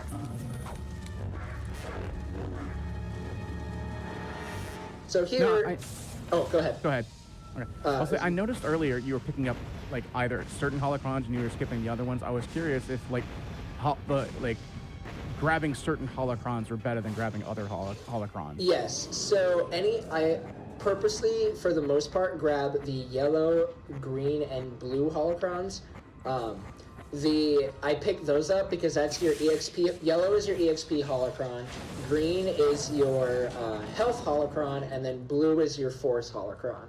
I picked up one red holocron that will become relevant at the very, very end of the run because it actually is it's only relevant for just the fact that it looks hilarious. So, but yeah, that's why you'll see me grab yellow holocrons or green holocrons, because yellow is EXP, green is going to be a health upgrade, and blue is going to be a force upgrade. Here, I'm going to dashing blast into this cutscene, so that way while this cutscene is happening, I fall and die and skip it. Which, it's weird, because in this area, it doesn't give you your normal death, it just teleports you back onto the spot where you fell, so it actually makes dying a lot less of a problem. Here is the little skips that we have in this level. They're engine room skips. There's the shield here. Yeah, we just, we don't really smack our face into it. We kind of just, wedge our way between, allowing us to not have to wait for the cycle. Because there are some things that we have to wait for the cycle for, some things that we don't, and as many things as we can just avoid cycles for us, avoid waiting, makes us go faster, and overall makes us happier. Oh, and sometimes these little spinny things become a lot more of a struggle to slip through. Now we just have to wait for the cycle, because if we were to go through that, it would, ping-pong us back and forth till we die. So now here, we want this holocron, so I'm going to do a double jump and dash across to get that, and that's going to put us up here onto this elevator and allow me to get a quick saber upgrade, which will help our lightsabers do just a little bit more damage because we have another major boss coming up here. And where's the door? I always miss this door for some weird reason. And that is the bulk of this level. But next we have our boss fight, which is the Terror Walker, and overall probably the most difficult and annoying boss in this entire game. Actually, no, Vader is the most annoying boss, but I'll explain that when we get to it. So, yeah. Boba Fett's disappeared, and that's the last we're ever going to see of him. He's only relevant for 2 seconds in the game. Thank you, LucasArts, for giving us the Boba Fett fan service. Not really sure why you did that, but they did. So we got a checkpoint here, and we're changing costumes to reload the checkpoint. The only reason we're doing that so that way we can just skip this cutscene. Oh, cool, my game crashed. That happens. Oh, no.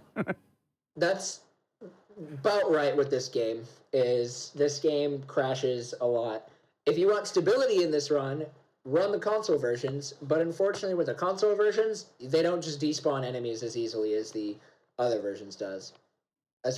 They don't despawn enemies like the PC version. That's why the PC version is faster, despite the crashes.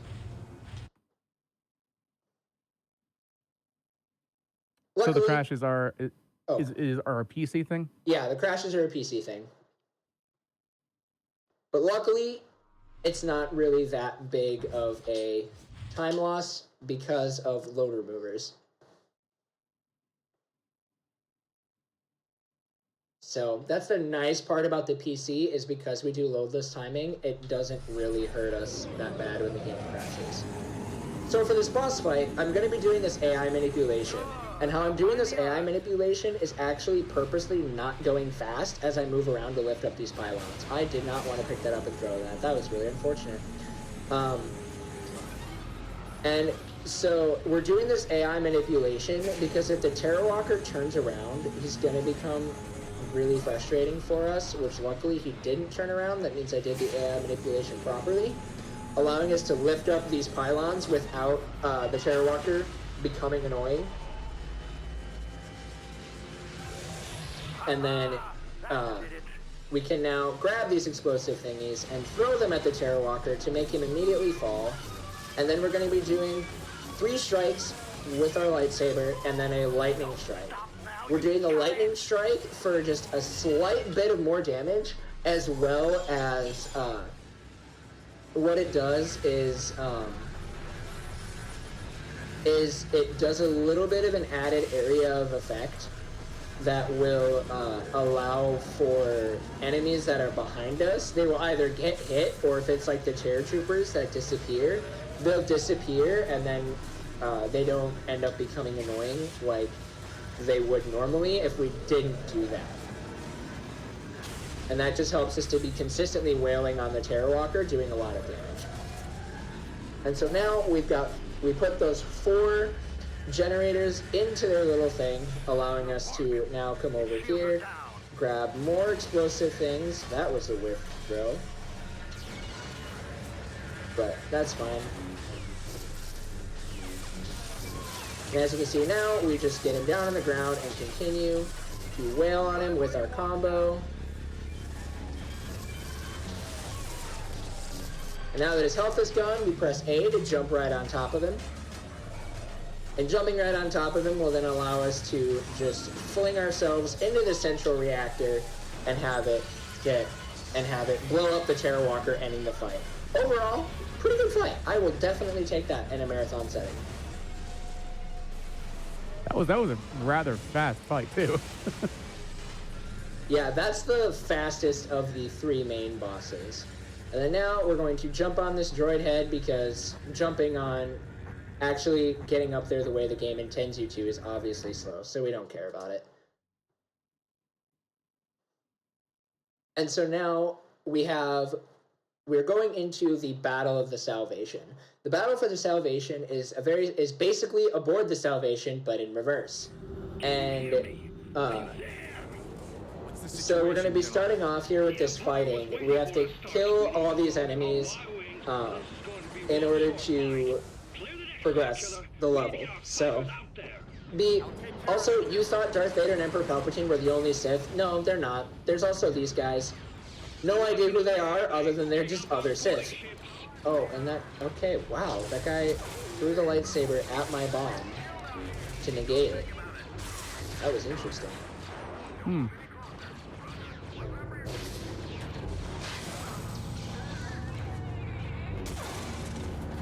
And cool. So here is there going to be these ATSTs and other walkers that are going to show up, and they're annoying because the ATSTs lasers can sometimes stagger you, and I say sometimes because they don't always stagger you, and I don't know why they don't always. Their staggering is inconsistent. So like right now they're in stagger mode, and they're usually in stagger mode for me when I'm having a really good run, which is kind of upsetting.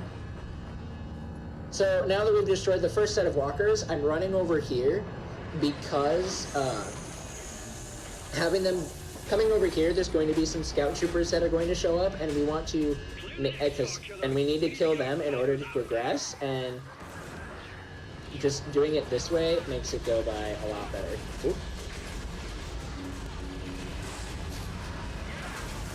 This is a weird fight. I don't really know what's happening, but that walker started freaking out and dying a lot faster than it normally does. Not that I'm complaining, but that's just like, that was insanely fast. You need to remove those boarding ships from the It's hangar those speed doors. strats, you know? Oh, and then, yeah, the game tells you, hey, get rid of these doors. Well, you can get rid of the doors by blasting them with lightning rather than like pulling them down like you would think would be logical, but nah, shooting them with lightning, that gets rid of them.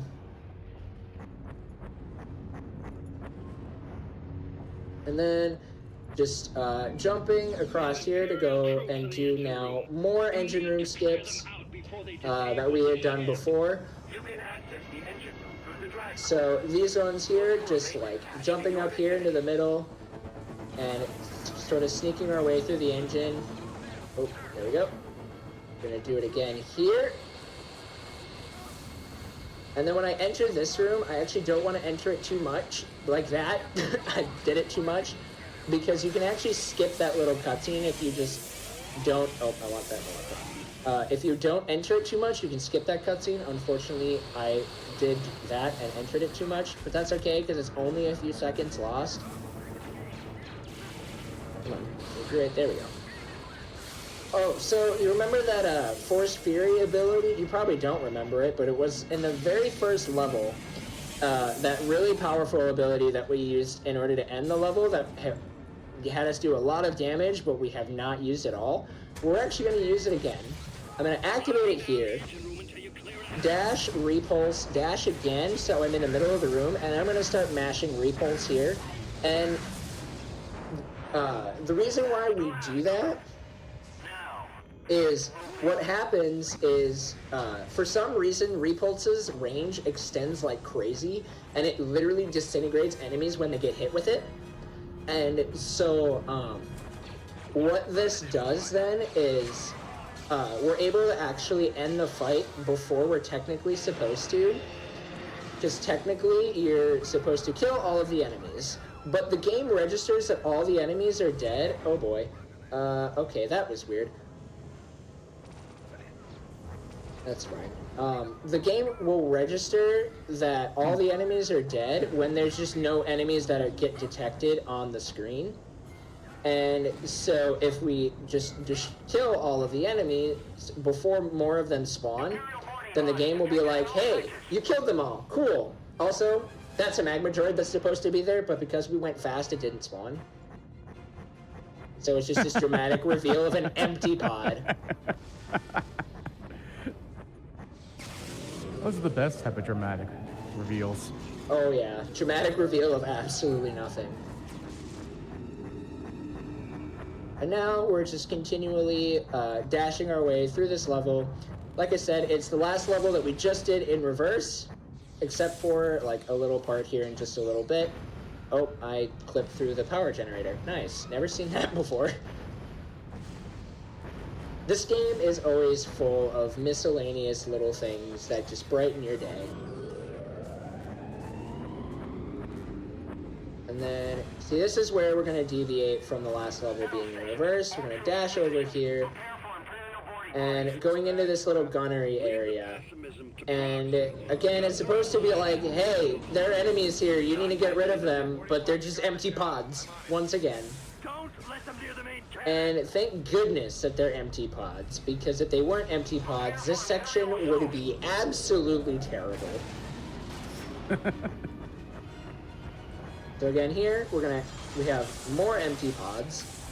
You can hear the dramatic crashing and everything. I just like to say that like the troopers missed their flight or something. It's like you had to be scheduled at your boarding pod and oh, you missed it, so guess you don't get to fight. And then we have this turret here, we're gonna activate it. It's gonna shoot the wall over here, allowing us to progress, which here we actually need enemies to spawn, so we just reload the checkpoint again.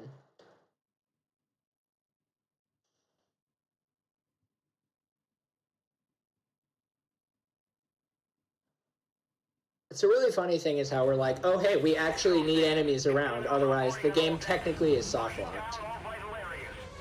But luckily it's a pretty easy soft lock to fix, otherwise I don't think this game would be nearly as runnable as it is.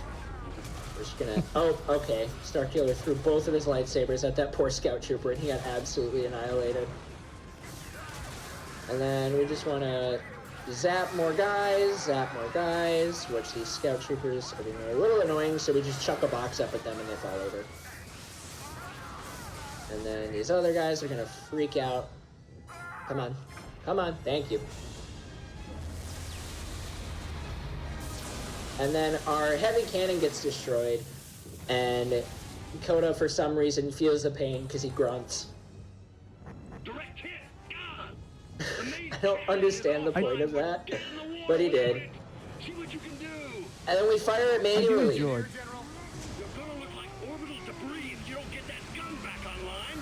Sorry, you were gonna say? Yeah, I do remember when the Force Unleashed 1 and 2 came out. Like, one of my things that I really enjoyed was like the whole concept. We can just take boxes and just kind of throw them around, and it really helped open up that world. And just knowing all that is in the speedrun still just makes me smile. Oh yeah, it's one of the things that we just use a lot. And probably even we could probably find more ways to use, but throwing things at other things is such a versatile tool that it's actually, like, I think it's one of the most difficult things to optimize, especially because sometimes throwing things into other things can be a little janky. So we just have to be really careful with how we go about throwing our things. So this is the tram that we were on before. We're on it again, and we have to now force repulse all these terror droids in order to progress, which I'm getting stuck in a reflect loop. I can't do anything! That's never happened before. I've never been caught in a reflect loop like that. That was so weird. Yeah. But that's this game just continually being full of surprises. And then here we're gonna crash, and when we crash, if I dash, I can actually just clip through the debris.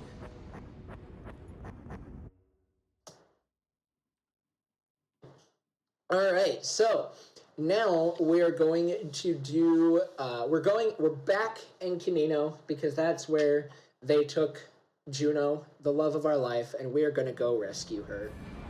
We need to go rescue her,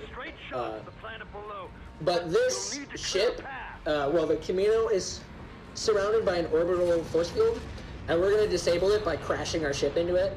So this is where you're going to get your really cool, like, epic force power of Starkiller moving all this giant debris, and then eventually he's going to throw a TIE fighter, because, like, grabbing it with his hands and throwing it rather than using the force to do it.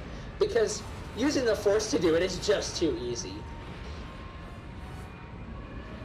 So yeah, this is just a little bit of a QTE auto-scroller, the way that I kind of refer to it, because it only gets faster the better you mash, and you can only be so good at mashing before eventually you just... the game just can't register that you're pushing buttons that fast. So here we're moving all this debris. Oh look, there's a big rock in our way. Yeah, Starkiller just crushes it. If there's one thing that I wish the Force Unleashed 2 would have done that the Force Unleashed 1 did, is where the Force Unleashed 1 is significantly more focused on how powerful your force powers are, the combat in Force Unleashed 2 is significantly more lightsaber focused. Which is both cool and kind of sad at the same time. Yeah. So now that we've crashed through the planetary shield, we're going to eventually be like, okay, we should probably leave the ship before we actually die. It has nothing to do with the fact that it's literally on fire around us and we're just standing there staring at through the fire and the flames. If only I could play guitar. And we enter our third and final falling section. This one, no matter how much we force dash, we actually can't speed up because the entire segment is determined by the ship. We have to sit there and watch it fall to then crash into Camino, allowing for us to catch up to it then eventually. So you can just watch it. This is the ship that we've ran around in and done all our fun adventures that is apparently absolutely massive, but it doesn't seem that big on the outside, but yet it's absolutely huge on the inside. It must be made by like Time Lords or something. If any of you guys watch Doctor Who, I hope you appreciate that. I'm a Whovian, so I appreciate it. Heck yeah.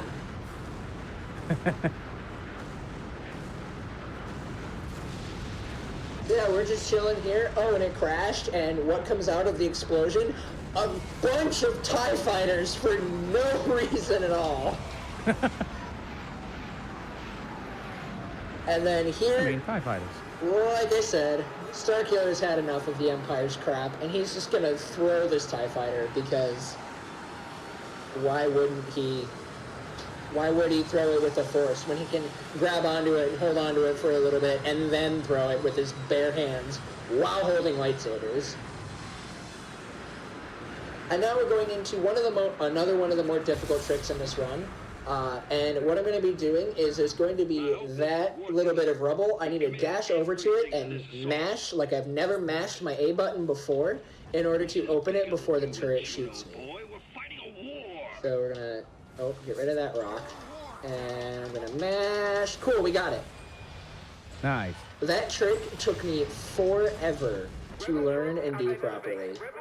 And then we're going to dashing blast into this elevator so that way while that cutscene is playing, we're going to have this really weird long time of waiting for the elevator to go up. This is one of the longer loading screens in the game, and I don't know why it's one of the longer loading screens, but it is. But now we've got another damage boost trick, and this is one that's probably the biggest skip in the game. This one saves about 5 minutes worth of stuff. Wow. And what we're going to be doing is we're going to dashing blast over here, do another 2-strike air combo to suspend us in lightning. We're going to get hit and do it twice, which is going to now put us way over here, and I'm doing a double jump there just for that little bit of extra height for safety, and it's going to place us out of bounds. Now that we're out of bounds, we're going to see all those corridors and rooms over there. Yeah, we're skipping all of that. Whoa, what? Okay, I fell through the floor. That's happened before, but that's a lot more rare. Huh. I want to see where, like, what my positioning was and why I fell through the floor, because that was odd. I don't think I've ever fallen through the floor in that specific spot. We're in the security center across from you. After we take out these Imperials, we'll deactivate the security. Oh, I think I went. I don't actually know what happened there. I just looked at it back. Interesting.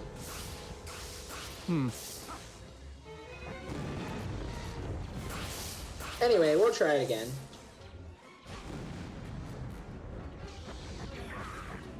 And this time I'm going to focus a little bit more so that way it doesn't happen again. I think I might have gone too far to the left. Now we're just going to jump through this invisible wall, jump over here, and that's the trick. So that type of trick, is that accurate to where it's like if you're just a little bit in a different direction, you can just fall Yeah, off? it's really easy to fall. Wow. Captain, we need you in the front So, line. to be able to get it, like, I don't normally fail it just because I've gotten so used to it, and luckily you can use the visual cues of, like, the hallway to kind of help you get through. But, like, at the same time, you can also randomly get stuck on things that don't exist. Oh my goodness, I don't ever get grabbed by that droid, and that just happened. That's really sad. And now we're just going to continue to keep running and running and running.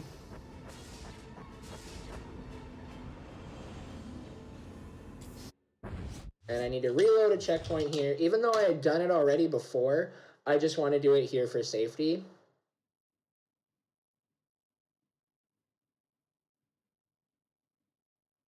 And then we have to, I'm doing this for safety because we're going to have this magma droid that's going to be here. And we're going to steal his shield and throw it back at him. And then we're going to kill him. Because we have to get rid of all the enemies in this area in order to progress. Which, you know, I'm not sure if I'm going to be able to get my Force Rage. Because I really need that. Okay, cool, we got it. Now that we got it, I can just sit here and mash my Force Repulse until hopefully the door opens.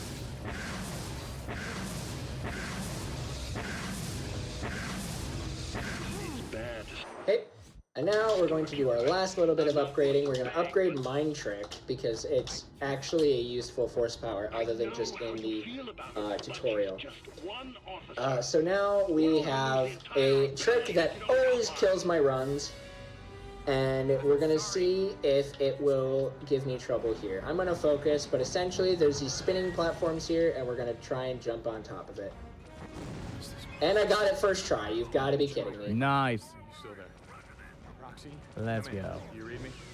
Someone answer Oh. me. General, do you copy? Okay, and now we just have this platforming here, which I am getting myself stuck on the ceiling, which is really funny. Okay, and then there's this platforming that the game's like, hey, you can do it this way, but we're like, actually, we're going to do it this way because your way is bad and slow, What are you talking and we about? want to be fast. He's cloned an army. That's impossible. That's Oh, I don't like that jump, so we're going to do a little bit of a backup to be safe, and then we're going to have the world's most annoying door after we get rid of... Wow, okay, this guy does not want to get grabbed. There we go. Because in order to open this door, we need to get rid of these enemies. These enemies are so annoying that they wouldn't... the game will constantly have us get hit by them until we get rid of them. And then here, this is the world's most annoying door, because we're going to get hit once. Hopefully, I'm going to get hit again. Yep, and the door's going to shut. That is really unfortunate. Oh. Because this door, the enemies always get in the way. What does he plan to do with all of them? And luckily, it actually did not give us that much trouble. I have definitely seen it give me more trouble than that, so I'll take it. The original Oh, Star Killer. that was a weird camera. We've got a little bit more platforming here before we go into fighting Vader, You're right. our final boss. And we're just going to...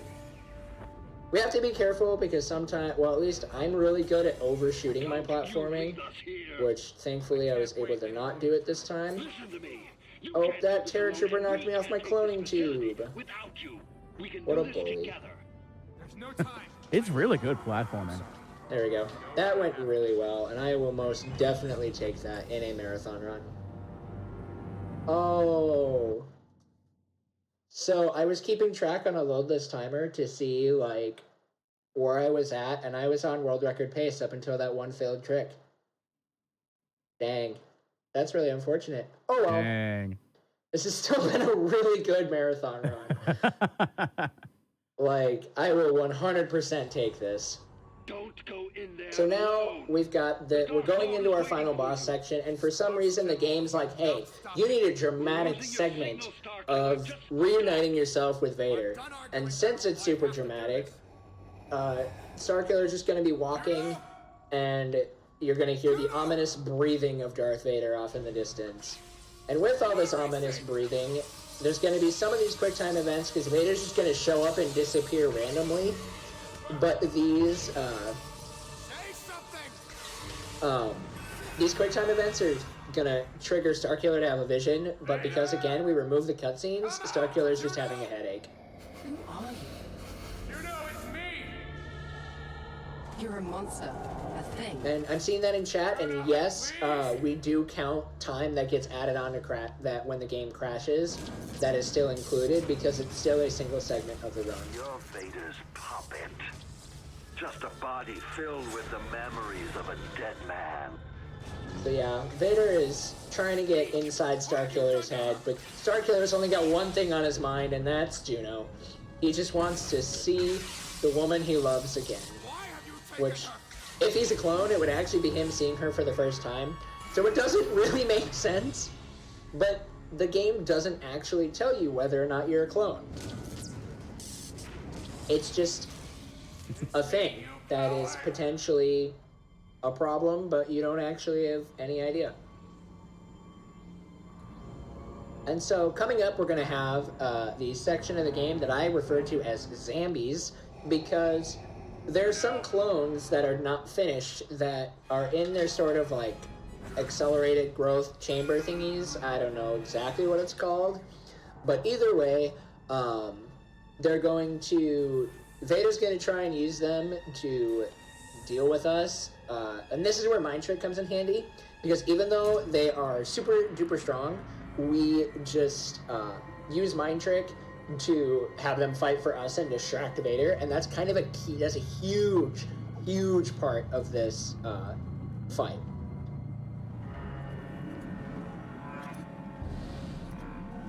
So yeah, those are our little zombies, and then Vader's gonna be like, "Oh, I totally knew this was gonna happen." And we're just gonna be like, "Okay, whatever."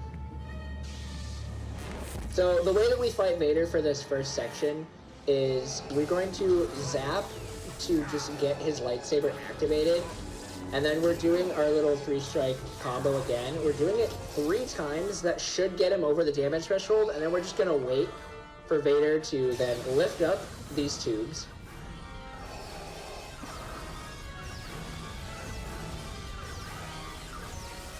And then a dramatic reveal of all the zombies. Hit him one more time to advance his phase, because apparently he needs to be hit one more time to advance his phase. And then we're going to pull this platform down. That's going to activate this cutscene that we can skip again by switching costumes. And we're going to switch to the costume of the one red holocron that I got way back in the very beginning of the run to get the best costume ever, Guybrush Street Killer.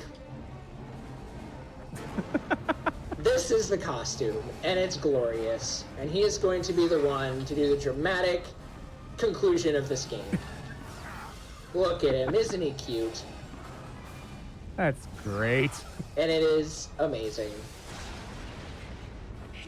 So for this fight, we're just, again, doing the same kind of thing. Oh, whoa, he lifted these platforms really early. I've never seen that before. And I've seen a lot of weird stuff in this fight.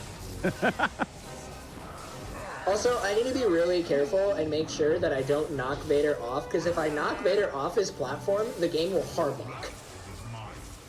Oh, no. And we don't want that to happen. No. So I'm gonna just Mind Trick here so that... Okay, these... Oh no. Oh boy. 4 zombies knocked me off the ledge, but thankfully my jump reset. This is the spot where my last run... Oh wait, is it gonna let me? What is happening here? This platform is behaving really weird. 4 zombies, please. Not like this. Okay, we're fine. Oh, good.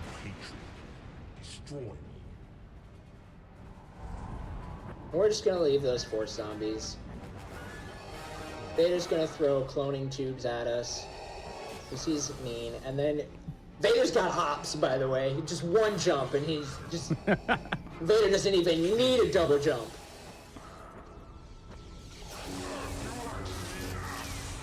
And now we're going to be rinsing and repeating that combo for quite a while. Oh, Vader, pick this up. We didn't like that. And we're going to be watching we're going to be doing that 3-strike lightning combo, and then when the zombies come across, we're going to be mind tricking them, so that way while they're mind tricked, Vader focuses on them, and then we can just wail on Vader. And if we didn't do that, then Vader would block our attacks. And if Vader takes too much of one specific kind of damage, then we'll get a lightsaber lock, and we don't want lightsaber locks because it's just a lot of time that happens where we aren't doing damage to Vader. And so we want to just be constantly doing damage to Vader without having him do the lightsaber lock. We only have to do this 2 more times. I will replace you again. Oh, okay.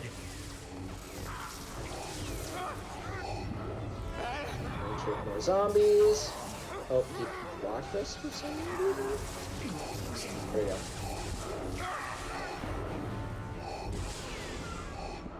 We're getting really close to the end of this fight. This fight, unfortunately, is really long, and this is actually the most annoying part of probably the most annoying part of the entire run, because Vader just a lot of times just doesn't want to cooperate.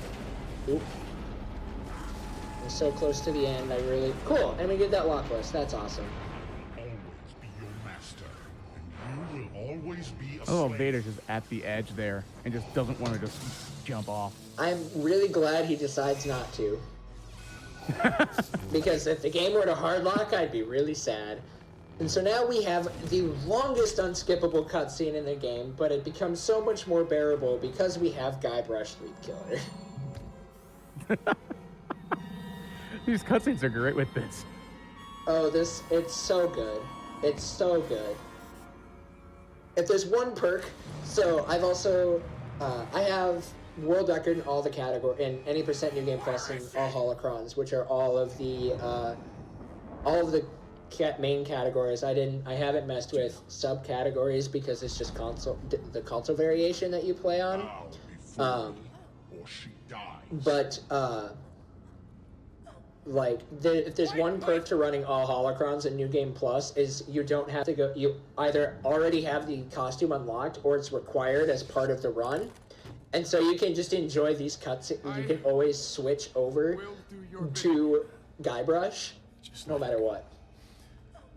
Do I think anything in the Unleashed games will ever be canon? As much as I would love the Unleashed games to ever be canon, I don't think they are actually going to have any of the Unleashed games be canon because of just how powerful Starkiller is as a Jedi, that, he puts Darth Vader to shame multiple times, and to know that somebody else was able to kill Vader would have totally ruined the intimidation factor, especially since you see it happen twice, and it just makes Vader significantly less intimidating. Yes, Guybrush, Thank you. scream! I was hoping to have Guybrush in his canon. Oh man, Guybrush is canon, yes. Who cares about the rest of the Force Unleashed canon? It's just Guybrush. So now we're in the final phase against Vader, and oh nice, we got the Vader not spawning. That happens where sometimes Vader just doesn't spawn. He's back. So now we actually want Vader to lock.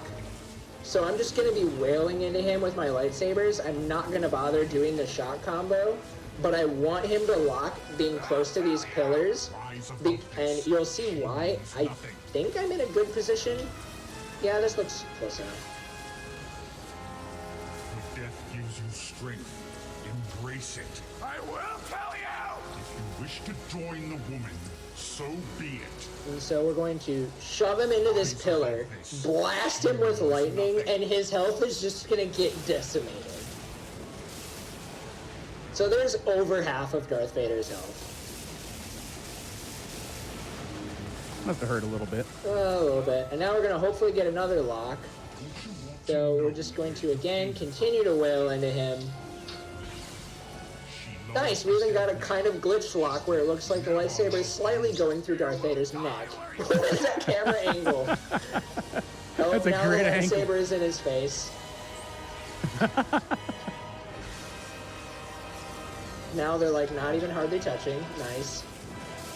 And now we blast him again with more lightning, and we have one more quick time event, which honestly is kind of the dopest looking battle finale I think in any of the Star Wars games.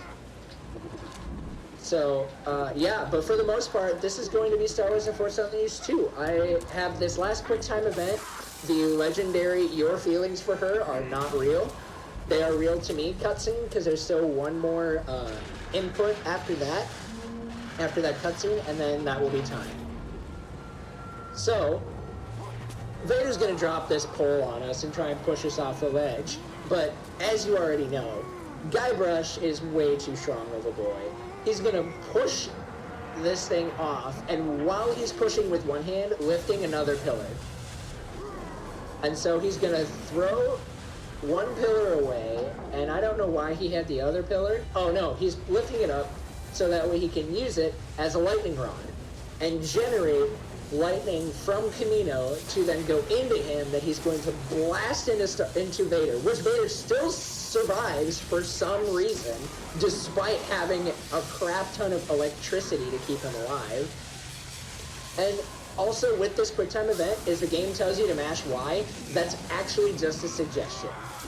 This is basically what I like to call look mom, no hands, because even though the game's like, hey, mash Y, we're just like, nah. So we just continually blast him with lightning, and again, Vader survives this, all of this lightning, and none of his cybernetics stop working. But yet, when the Emperor blasts him at the end of Return of the Jedi, he dies really fast. Nothing there makes sense.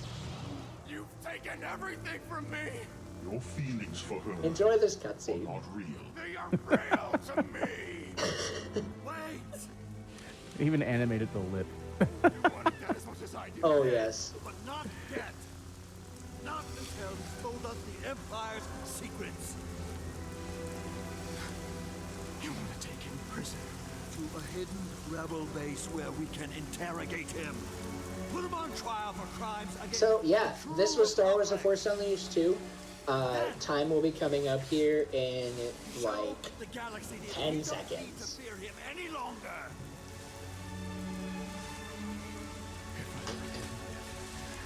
He'll hunt me forever. He is the only one who knows. Chad is if loving Star this Killer ending really cutscene. survived. I'm glad Chad is loving this cutscene. And time.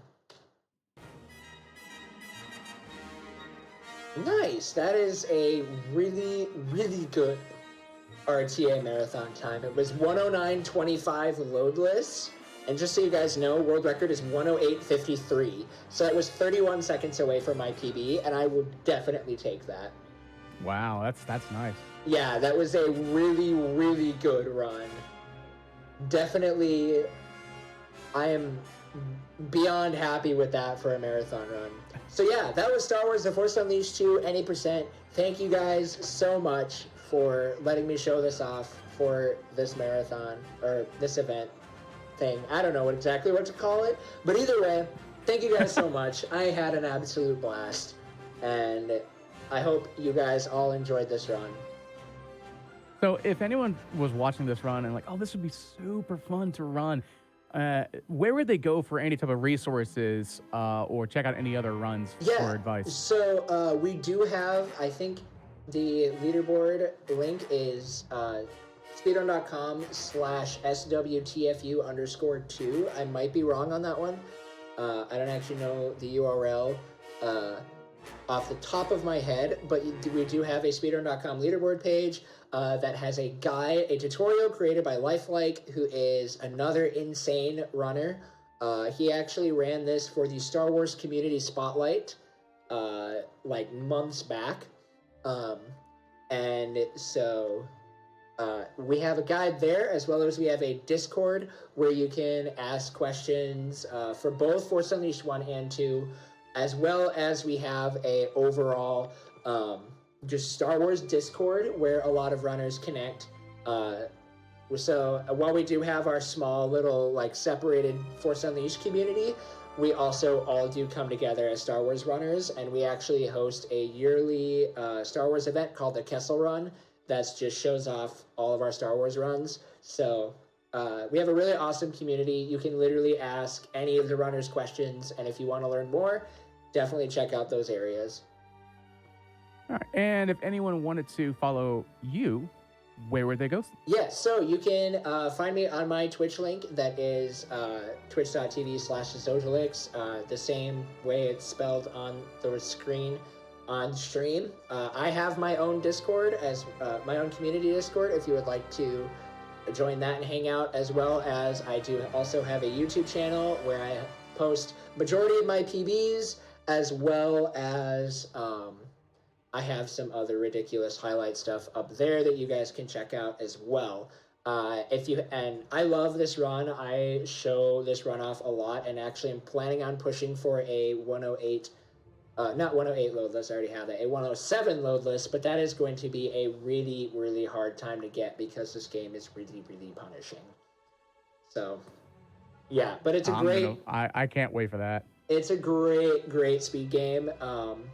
You can even, in my most recent, when I got the 108.53, that was the first time I've held world record in this game, and I popped off. All right, any other comments you'd like to say, or anything else? Yeah. Shout-outs? I would like to shout out to, I know both my brother, Lil Dog, I can see his chat message, as well as my mom are watching, so shout-outs to you guys. Literally, if it wasn't for both of you, well, for my mom, if it weren't for you, I literally wouldn't be here. And then Lil Dog, my brother, was the one who actually initially got me into speedrunning back in 2017. And so none of these marathons and stuff that I've been doing would not be a thing if it wasn't for you getting me into speedrunning. So huge shout out to you.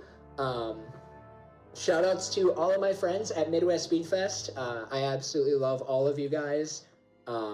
And so I am going to continually shout you guys out. We're a Midwestern-based marathon association. You guys should definitely check out Midwest Speed Fest, as well as shout-outs to my home community of the Lord of the Rings speedrunning community. You guys are my homeboys, and I love all of you. And then, yeah. Oh, and shout-outs to Lifelike, the other runner of this game who I've talked about quite a bit throughout this run. Lifelike had a 1:10.47, I think, when I first started running this game, and I made that my goal to beat him, and he got a 1:09.46 before I was able to beat him, which kind of shut me down motivation-wise for a bit, but then I got the 1:08.53, and he's always done a great job at just pushing me to continue to do better. So you're an absolutely amazing person, Lifelike, and a great fellow runner and fellow competitor. So shout outs to him as well. Oh, that's sweet. Well, thank you so much for being on the show. Of course. Just thank you for another having quick me. announcement. Yes, of course. A couple quick announcements. These hotfix shows are brought to you by viewers like you. If you'd like to have ad-free viewing, consider using your Prime Gaming account to support the weekly GDQ hotfix content. If you'd like to support the channel in other ways, you can consider subbing to the channel or even sharing our shows on social media. And don't forget that Frame Fatales, the all-woman speedrunning event, will be returning on August 15th to the 21st with Flame Fatales. Game submissions will be open on May 18th to May 25th. Go to gamesdonequick.com/framefatales for more information on the upcoming event. We're going to take a small little break while we go ahead and continue on this beautiful Star Wars little show. Bargain bin show. We got Star Wars it's Star Wars Rogue Squadron 2 Rogue Leader coming up next.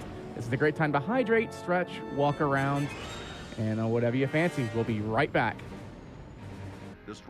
Welcome back to the Bargain Bin, a show about speedrunning games all under $20. I'm Midnight Vesper, your host. Couple quick announcements. Summer Games Done Quick 2021 online prize submissions are now open. You can go to gamesdonequick.com to find out all about submitting prizes for the event. Frame Fatales, the all-woman speedrunning event, will be returning August 15th to 21st with Flame Fatales. Game submissions will be open from May 18th to the 25th. Go to gamesdonequick.com/framefatales for more information on the upcoming event. And of course, if you're watching this on YouTube and would like to support our live content, please consider checking out our Twitch channel at twitch.tv/GDQ. If you have an Amazon Prime account, you can subscribe to any Twitch channel of your choice every month for free. Consider using your Prime gaming account to subscribe to the GDQ Twitch channel. And now we have Star Wars Rogue Squadron 2 Rogue Leader. I'm excited for this. Damon, how are you doing today? I'm doing great. How are you doing? I'm fantastic. I'm excited to show this game off today. I think it's a favorite of a lot of us, a lot of anyone who was really active during kind of the early GameCube era as being a launch title. 20 years ago, this game came out now. It's a good way to make all of us feel old. And I think that it'll be a good time. I'm here with BMAC, another speedrunner of this game. Say hi. Hi. Yeah. And he's a wealth of knowledge about this and, I mean, most Star Wars games, if I'm being honest. So I think you're going to enjoy this one. And we'll have plenty of other time to talk. I think we should just go ahead and dive right in. And we'll start in 3, 2, 1, go. All right. The game drops you off right into A New Hope, and you're attacking the Death Star. And you're going to have to take out these deflection towers here. Speed comes with he's doing some very precise torpedo shots here to take out these towers from a much further distance than you normally would. You'll notice he's firing maybe faster than you might normally if you're just holding down the button. There's a lot of mashing involved in this level particularly. And there you go. That's all the towers in, what, like 45 seconds, 50 seconds? Hopefully faster than that. If that's my time, ooh, oh boy, we're gonna be here for a while. And now, Vader sent all his ties after us because we got to take them out ship to ship, right? So here we're going to take out squads and squads of TIE fighters. I don't know how many there are, like 40 or 50, something like that. TIE fighters in general. And there's very precise movement and timing on this part because these squads pass over you. Ah, one of them got away. That's okay. That's okay. You take them out and you can easily turn to the next squad as it's passing by. Where'd he go? What you might notice is he's shooting at specific TIE fighters. You do not want to shoot the leader of the pack because then the entire squad will disperse. Yep, as long as you shoot the leader last, there's basically no randomness to their patterns whatsoever. They're just going to swoop around the map in the same spot, same time, and you can anticipate where they're going to be. And you'll see that a lot even more in the next level, where we're kind of only shooting where we know they're going to be by the time the lasers get there, and not really aiming at the ties themselves. So now we're in the trench. Classic. There's more stuff in the trench than there was in the movie, but that's fine. It makes the level a little bit more interesting. And normally, the way you do this level is you'd have TIE fighters keep flying behind you, and you'd have to brake and shoot them, and no more TIEs would come in, you brake and shoot them. That's boring and annoying, so we're going to do this instead. Hurry up, Luke. Yeah, this level is where this game has a feature where the ties will lock onto your tail, and the camera will pull out and show you who's tracking you. By they default. want you to do evasive maneuvers. Right. Yeah. You can turn that off in the options. Which I do, because it's very annoying. I mean, the true optimal way to do this trench segment is to just close the wings and go for it, and then just bob and weave. It's a bit risky. This saves a couple seconds just to guarantee that we'll make it to the end of the level unscathed. In fact, even when Vader comes to shoot us in a minute here, he'll never hit me enough to kill me. So I don't have to worry about that at all. I'm just going to wait for the right time to fire my torpedoes, and then we're good to go. Use the Force, Luke. Yeah, Vader must know you're his son, right? I hope so. Probably why he doesn't want to kill you. Yeah. Yeah. His computer's off. Luke, you switched off your targeting computer. Wait for the right time. Nothing, I'm all right. I love audio cues in this game. New music spawns at really convenient times. Hey, the Falcon flew overhead this time. Doesn't happen every time. I don't know why. It's a weird quirk. Am I short? No, I got it. Yeah. Nice. Ooh, mission 1 down. Mission 1 down. 42, very nice time. Yeah. Even with the uncooperative TIE fighters. So now... yeah. So well, there's a question in chat. They want to know if this is any percent, and actually this is any percent, but standard ships and no upgrades. So basically, right when you turn on the game. Yeah. Right. So you pick the ship that the mission defaults to, and you don't have any upgrades or collect any upgrades throughout the run. Yep. It's by far the most popular category because it is by far the most fun, and we make it a little bit more interesting. I'm not having very good TIE cooperation, but because you have to use a variety of vehicles, not just some massively overpowered vehicle. One straggler. There he is. And unlike some of the other Rogue Squadron games, this game, you really don't save that much time when you can get some of the more overpowered ships. Yeah, it's kind of surprising, really. This run.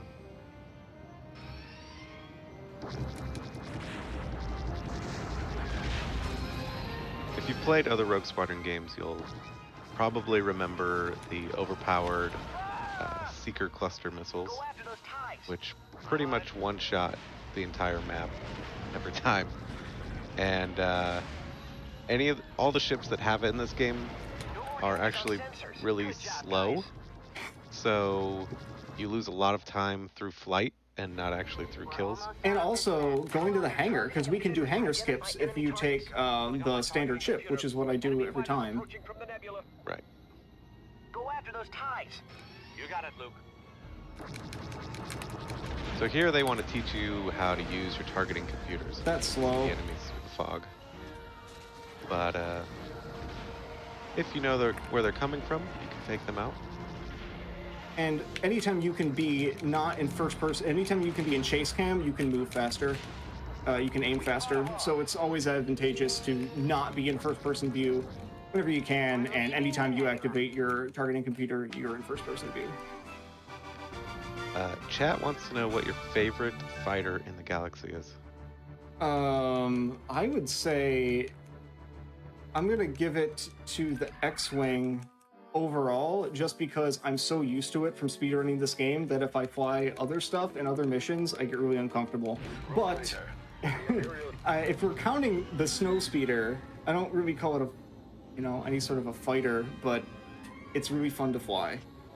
I like this. I wish we could use the snowspeeder in more levels. Shoutouts to speeder percent in Rogue Squadron 1, where you can use it in every level. Almost every level. Almost every level. All the good levels. All the levels that matter. It's so much better in this game, honestly, though. It really is. Fires faster. It has boost. This is the best vehicle, but you just never get to use it outside of this level in, like, a cool way. Like, you can use it in some other stuff you'll see later, but it's not the same. Let's expand that question to BMAC as well. Your favorite fighter in the Star Wars galaxy? Ooh, I like the Jedi Starfighter, actually. That's a good answer. That's a great answer. In Rogue Squadron 3, it's really fun because the Sonic Mines are the most overpowered, hilarious weapon ever. That's like the one reason to use that. They give it the sonic mines that Jango Fett and Slave One has in Attack of the Clones, and it has the same audio effect and everything. It's so cool. Really awesome weapon. It's so cool. I distinctly remember going into, I can't remember the level, the asteroid field level in Rogue Squadron 3, and just making a point to blow up every asteroid, not because I had to, but because it seemed like the right thing to do given the equipment that I had. Anyway, tripping up these walkers. I'm grabbing a specific leg so I spawn close to the next one. Saves a little bit of time, especially over the course of wrapping up all three of them, and then I'm trying to wrap tight circles. Not doing a very good job on this one, but overall, obviously, the more time you spend, doing other things, the better. So, forced cutscene here, just chilling. And then we have the last segment where we have to protect the transports as they leave, and there will be 8 bombers that I shoot down. The faster we get rid of those, the better. And this will be the first time where we actually where in the run we actually change ships. Right. They wanted us to do it in ISON, but it's slower to change ships, so we just don't.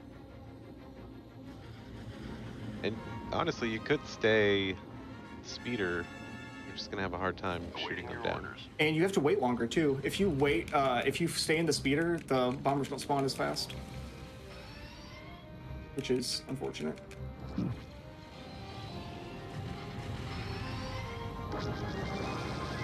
But yeah, because it's a speeder, it has a height limitation compared to the ground. Yeah, just unfortunate. And so you can't get up here to take out these bombers until they get closer to the transports.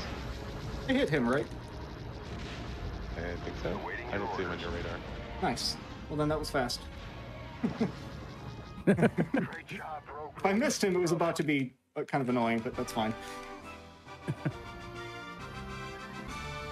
That's what the missiles were for, right? Yeah, they're unguided, so that's only use at point blank, because one missile kills a bomber, and that's really nice. Okay, this is the closest thing we have to an auto-scroller, but we keep it interesting with lots of death warps. In fact, with a little bit of practice, you kind of get used to reading this asteroid field, because you want to die in a certain spot. And if you wanted to be really precise, if you look up in the upper right, I've got this radar, and because it's a space mission, it gives me a grid. And, oh boy, and because of too many rocks, lots of rocks, and because of that, I know that if I go forward 32 units, that's where the next checkpoint is for the warp. But I'm gonna play it really safe, yeah, for the respawn. And I'm just gonna use an audio cue, because I know a spot in the music, which means I'm definitely far enough. This is one of those things where it saves a bunch of time if you get it right, and if you get it wrong... Okay, this is fine. You lose a lot of time, because then you have to redo everything. Yeah. And so the rocks are random, which, makes trying to kill yourself in that situation the entire thing a little difficult. Yeah, the only source of true RNG in the entire run, and it's the only, the only thing that also instant kills you and can blindside you. So it's not a fun time, but we make do. You get used to it. Fortunately, you can shoot them. You can bomb them too. Not that that's preferable. But that first death warp that he does, it saves a good 15 seconds. Yeah, I would say so. And then I got another one later too, which will be fun. Yeah, so the Y-Wing is obviously the slowest ship, and to save time, that's the easiest way to respawn further instead of actually flying. 1, 2, 3, I'm counting my distance. 4, 5, and when I'm at 7 spaces, it's exactly far enough to hit the thing. 2 more to go. 1 more to go. That should do it. General Riken, rogue leader here. And that's the first half of the level, and fortunately there's a lot more to do once we get down to the actual planet. Some good precise bombing, which is made interesting by kind of a unique feature of this game and some other games in the GameCube, which is analog throttle. You don't have all or nothing on your throttle. You can, because of the analog shoulder buttons, go a little bit of throttle, a little bit of brake, and that makes it easier to drop bombs precisely, which is pretty handy.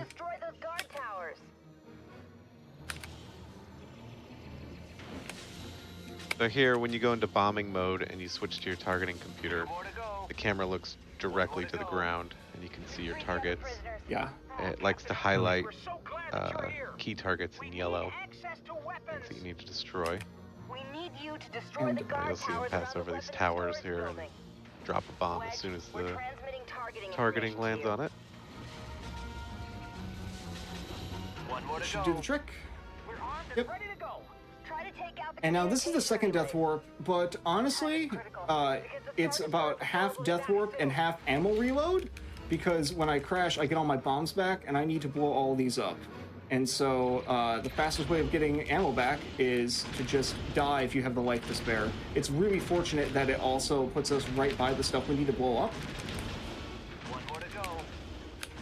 And now I just don't die. That's a really big, important thing right now. I'm just going to shoot the leader there to get him to scramble. It's the only time in the run you'll see me actually shoot the leader first. I don't want them to gang up on me. And then you can see those yellow, green markers down over there, and that's the last group of things we have to get. The level literally being on rails because it's about protecting a train. You can't really do a whole lot until the train gets to the end. So the best we can do is not lose time. Again, basically the closest thing we have to an auto-scroller. I'm getting shot at. Fortunately, what this thing lacks in speed, it makes up in durability. Just not against rocks.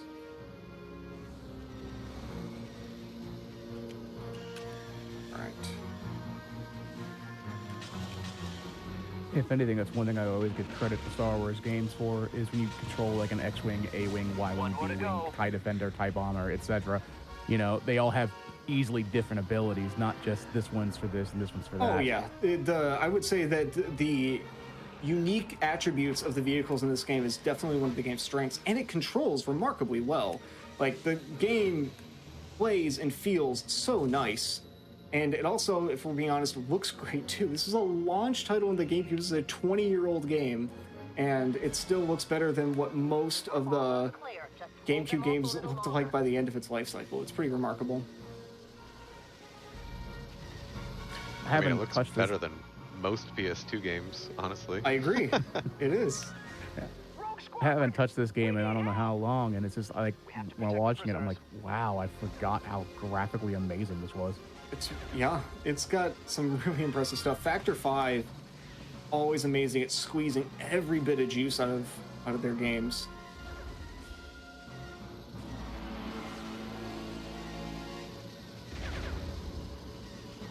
So at the top, go ahead. I was like, at the top left, there's the directional D-pad that controls your companions. Does that play a factor? Are you using that in a factor towards this run at all? I only use it if I make a mistake, or if and there's a couple spots where I distinctly want my wingmen to go do something else or go away. The wingmen in this game are not helpful. It's quite unfortunate. 604, wow, that's very good. Nice. So it's helpful to sometimes have your wingmen go away, or if you miss a tie, you can have them cover some stuff up. This level, blink and you miss it. It's pretty great. Yeah, we won't talk during this one. Yeah, this one will be just hang out for about 30 more seconds. Awaiting your orders, Wedge. Rogue leader, this is the frigate. We're under attack. They're going after the frigate. We've got to protect the frigate at all costs. One down, 2 to go. Good job. Now let's take out the last one underneath. That does it for the shield generators. Now let's hit that command. Oh, please. Auto aim, please. You've got to be kidding me. Oh, so that's all level. The problem, okay, so the B-Wing is notoriously horrible with its lasers.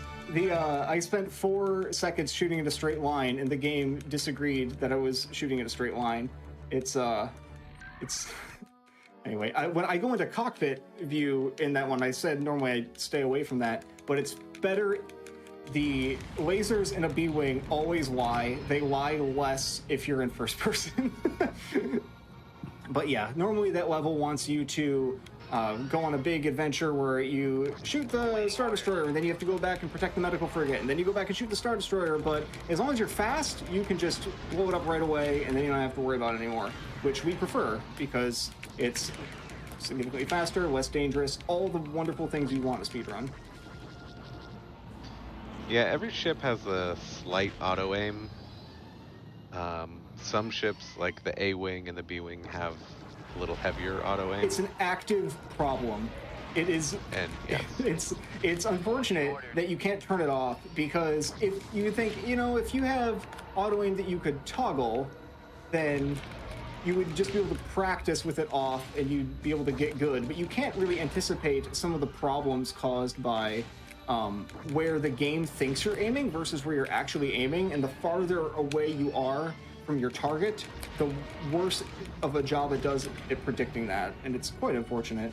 The A-Wing you'll see later on Bespin is wild with its auto-aim predictions. And that's coupled with the fact that its lasers are the weakest, and so it's not a fun time trying to have a bit of a dogfight. My wingmen are shooting me repeatedly. They shot me 3 times. Why? What did I do? They're really bad shots, but sometimes accidentally they'll hit the leader of a pack. Oh, and they sure will. Disperse your TIE fighters, and that's when he sends them away. Yeah. So I am experienced enough that I generally don't accidentally shoot the leader. Everyone makes mistakes, but usually not. However, my wingmen follow me and by default shoot at whatever I'm shooting at, but they're not super good at being precise. They'll just shoot at the rough squadron of what I'm shooting at, and then that's what they'll aim for. And sometimes they're like, oh, the leader? Got it. And then all of a sudden, it's a mess of me trying to figure out how to clean that up. And so I make them clean up their own mess. So we haven't talked about this level at all, and that's because this level is kind of interesting in its beginning, which is 3 minutes of that transport slowly going to where its landing zone is, and us not being able to do anything about that. However, we can do a bunch of prep work for the later phases of this level, which is clearing out these ground forces for what you'll see here in about a minute. We're shutting down. So you gotta clear all the ties or it won't land, and then once it lands, we can get to phase 2. Casually, this is a very neat level because it has so many different phases and they require you to change ships so many times. But during the speed run, you encounter a lot of RNG here that we don't know how to control yet. We've found a lot of ways it gets worse, but we haven't found any way to make it better. So our current strats are just to avoid all the things that make it worse and cross your fingers. So that's what we'll be doing today. But yeah, casually, this level's amazing. This is one actual strat, which is you grab back left leg here, and then maintain a correct camera position as you approach the third walker. You'll keep him off camera and he won't see you, and then you can fly under his head and grab his legs sooner than normal. Otherwise, he would look down and break the cable, and you'd have to do it all over again, and it's really annoying. So we're gonna keep him off camera, swoop around, keep him off camera. We're gonna fly under his head, and then we're good to go. He didn't see me. This is the fastest way to possibly do it. And this is kind of scary. There we go. If he looks down, I can die, or I can have to redo the entire cable. You deserve it. You shot me earlier. But it's a whole thing.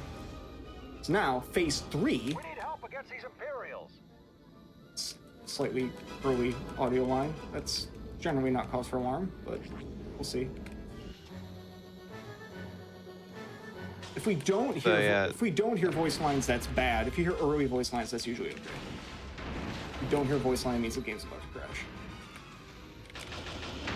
So I still don't understand how it happens, but somehow the Empire is spawning ATPTs underwater here. I think they're coming out of the downed ATST or ATATs. Officially, if you watch the cutscene, it says that the walkers are coming out of the Star Destroyer, but they kind of just appear by magic. So I don't really have a good explanation for you other than magic. And we haven't really talked about the story, but it's true. The last mission, the last mission, we were trying to protect a blockade runner called the Razor that the Star Destroyer was capturing, and we took out the Star Destroyer. It crashed to the planet. It had already captured the Razor. The Razor's still in the Star Destroyer. Yeah. Correct.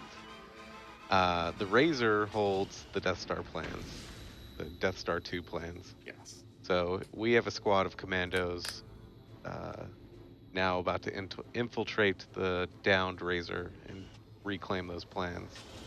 And boy, are they slow. So there is a little bit of story to this game, not just classic Star Wars missions. That is true. And it has ties in with Shadows of the Empire as well. Yes. Yes, there's a level in Shadows of the Empire called the Freighter Saprosa, and Dash Rendar goes on there and steals the Death Star plans, and he gives those plans to the Bothans, and they put it on the Razor, and this is the same Razor that gets shot down. Indeed. Nice little interjections, some good old school extended universe stuff. It's fun, and the level of details pretty good in terms of like all of the extra characters that get referenced on like the different missions over intercoms. It's good. The team that made this game really loved it. You can tell. And they got Dennis Lawson to do the voice And they did of Wedge. He did, the original Wedge. Who played Wedge, yeah, in the movie. So that was a Wedge selling was such a point for this great game, character. I remember. Absolutely. It's actually on the back of the game with Dennis Lawson as Wedge Antilles. This is actually a surprisingly good Cutlass.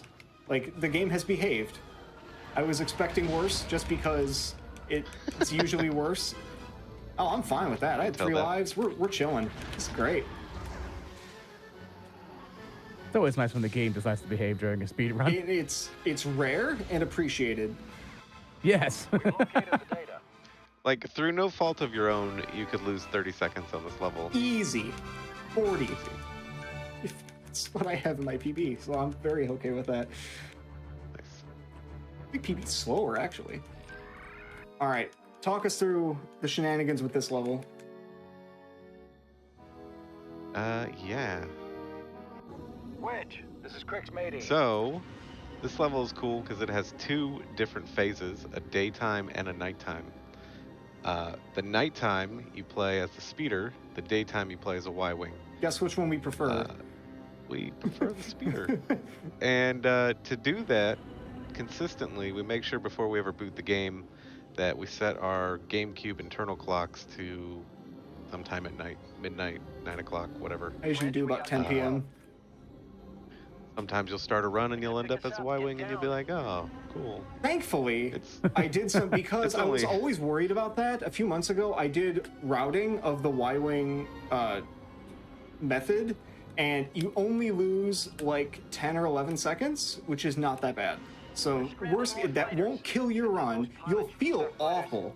Like if you forgot to set your GameCube clock to nighttime and then had to use the slowest vehicle in the game for the cool level, like you'll feel real bad, but it won't ruin your entire run. It turns out that it's basically identical. You just have to deal with being a little bit slower. You have to, instead of evading the sensors, you have to disable them with ion cannons, but it's not that bad. I'm gonna play this a little extra safe because this is what was mean to me sometimes. Yeah, so that canyon he was in at the start, you have to evade these sensor dishes, and they want you to go through this whole long canyon, blah, blah, blah, right? But Damon's actually found a way to skip half the canyon. It's basically like a damage boost, because they give you 2 warnings before they make you fail the mission, and so as long as you are near enough the border of where they look for you, when they give you the first warning, you'll get the second warning when you're still in the zone, but you'll be out of their range by the time they would normally fail you on the mission. And it only happens if you hop over one specific spot, and I found it by trying to jump over every spot. So persistence always wins. And now we've stolen the shuttle Tidarian, which a very useful shuttle. Luke and them will all use to infiltrate Endor.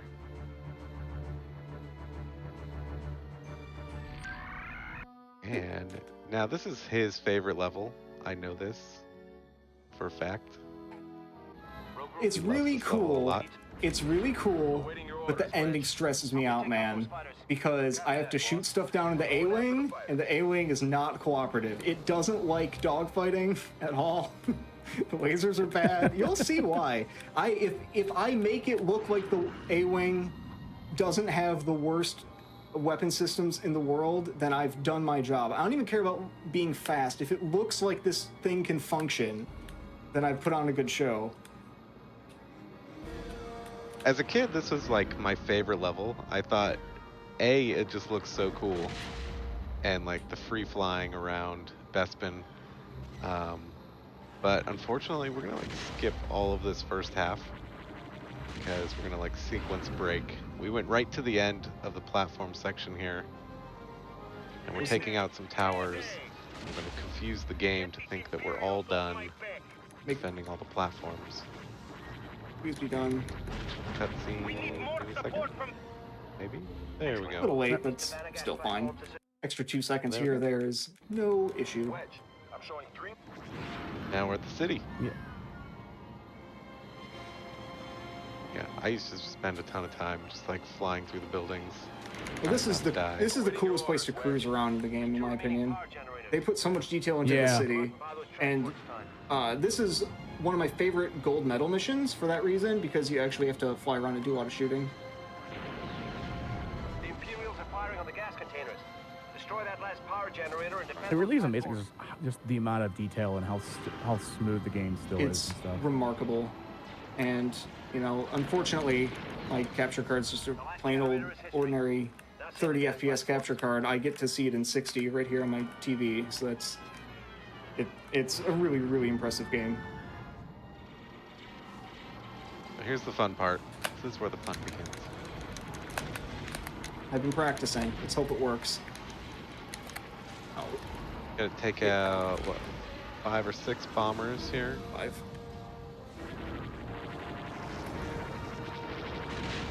This one. Little love tap. Nice. It's faster to just crash into it instead of shooting it, but I do both. Just to play it safe. This one's fine. It's fine. Why can't my other runs cooperate like this? This is a weird level. It's so cool, but you barely play. As a casual player, you probably think this is the hardest level in the game. This is the next one. This is Endor, and what's so impressive about this level is just the amount of ties that the game throws at you. They are literally everywhere, and they feel like they're everywhere, even though they're not, because the game does this really cool thing where all the ties track you and go to your location, except for a few. Some are on rails. They have set patterns, but the majority of them actually just follow you around the map to make it seem like you're always in the action. And we kind of use that to our advantage, because there are some giant capital ships here that don't die, and TIE fighters are really dumb. You just make the ties crash for about 2 minutes, and then we play the rest of the level. Yeah. Yep.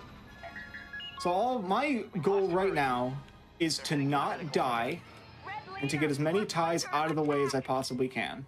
So I'll just watch my radar, I'll take a look around, see where they are, get them to follow me. Don't get me. You hear that crunch? It means it's working. All those crashes you hear are ties exploding by crashing into those capital ships. It is the most satisfying audio cue in this game. Yep, bar none. Spending dozens of ties to crash into a home one. Yep. My initial pass where I go under the Mon Calamari cruiser, I was just ever so slightly early from getting like the God pattern where they like all crash, and if I were just a little bit further to the right, I think I might have gotten it. I get it every now and again where it's just like boom, they're gone, and like they're gone. Fortunately, we still have to do a little bit of fooling around here, but I'm gonna get set up for the only actual gameplay of this level, which is killing the bombers that are going after the medical frigate. thing that you have to save in pretty much every level in this game. So I'm just gonna be quiet here for a second.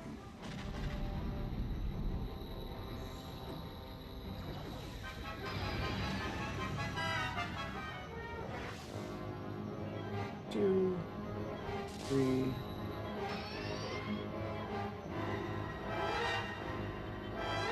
Bombers coming. Point over. And there they are. Gotta take out those bombers. That's So a giant- really, really good spawn point. Yeah. The giant pack of TIE bombers spawn right at the edge of the map there. So he hits the limit and the game automatically turns them around right as they spawn. It puts them all right in front of him. I think that's all. It can be tricky Is that all of them? when This one? I think that's all. maybe it. I got them. Yeah, I got them all. Good. Nice. Nice. If you shoot one, it'll break off from the pack. So As long as you don't, yeah, you gotta real kill quick. it. You gotta. The thing is, if you hit direct hits, you can kill them real fast. If you get glancing blows, if you hit them in the wings, because we don't have upgrades in this run, it's a mess. BMAC, talk to them about the madness they're about to see right here. Well, these are Star Destroyers. Yeah, and like you the saw one we how fought quick on Razor. Yeah. Yeah, I mean that one took what? I think you got like 39 seconds on that level. Yeah, slow day. Yeah, we could do better, right? I hope so. We could do better. And that's one. Like that? Yeah, that'll work. Yeah, we'll do that. Want to do that again? Hey, Green Leader would be proud. Okay. Well, he'd be proud once. And Oh. He only had one chance. it's true. So the Star Destroyers are moving forward, and you're moving the opposite direction of them. When you crash into their bridge, your hitbox moves through their hitbox and wipes out the bridge. Yeah. Which tells the game that the Star Destroyer is destroyed, and it goes into its death animation. Yeah, they have a shield, and normally that's not allowed, but the thing is that because the explosion hitbox from your exploding vehicle is stationary, there's the cluster missiles, by the way, that no one ever found as a kid. Right there, that little speck. It's because they're still moving forward. They're all on rails until they get to their final position where they start shooting at home one. So it really works out very nicely. And then there's so much space to fly around in here. You can kind of just chill, take your time, fly around a bit. I mean, nothing's gonna catch me. And if they do, I can just fly faster. About 6 more seconds, and then we'll be on to the last level. And that's a level that if you didn't think this level was the hardest in the game, that's when you definitely thought it was the hardest in the game if you were a kid. And we are going to make it trivial. I just want to point out, I've been playing, we were talking about it in chat earlier. I've been playing TIE Fighter, X-Wing versus TIE Fighter, X-Wing Alliance. I never knew that in these type of games, if you just crash straight into that one specific spot in a Star Destroyer, it just goes away. Yeah, I didn't know that until I started speedrunning this game, so don't feel bad. What we want to know is that a glitch or was that an Easter egg? It's true. I never really thought about that. I'm guessing glitch, but you never know. I imagine if it were an Easter egg, it would work with every vehicle, and it doesn't work with the A-Wing. That's true. It works with anything big. It works with Y-Wing, X-Wing, B-Wing. It works with the Naboo, which is a little strange, but I guess it's long enough. Works with the Falcon. Oh, by the way, I'm skipping this entire level. Normally, you have to fly behind Lando and keep him safe, but all they really check for is that he's still on the map. So I'm just flying ahead of him and out of harm's way, and you'll see that green dot at the south point of my radar. That's Lando. He's fine. So he's invincible as long as you don't fly him out of the radar. Yep, as soon as he leaves the radar, it's an instant mission failure. So don't want that to happen, but other than that, yeah, we're fine. And if you just fly high, nobody comes to get you. Yep, it's great. So you take 0 damage through this section. Yeah, no complaints. A little bit of AI manipulation here to try to get the TIEs to spawn in convenient places to shoot them. But other than that, this is pretty much just waiting. I can't pass Lando up because if I do, I'll fail the mission because he'll die. But once I kill all the ties, then I can just speed on ahead. So we'll be working on that. As this to this day, this is still one of my most favorite levels in any Star Wars game. It's a good level. Yeah. It's a real good level. Like no game has recreated this kind of like trench run. It's kind of interesting that the first level of the game and the last level of the game are the only ones that have this sort of like trench flying sections, and everything else is kind of wide open, but they really capture that with both the Death Stars. I think that's, I mean, it's obviously very much tied to the films, but still the way they tied that in with the game. Now he can pass the Falcon and head straight to the core. All the ties are dead. And you can use targeting computer down there. We don't want that though. But all we want to do is kill the core. You can use missiles, you can use lasers. Lasers are faster if you don't have upgrades. So that's what I'm going to do. And guess what? I'm using an audio cue.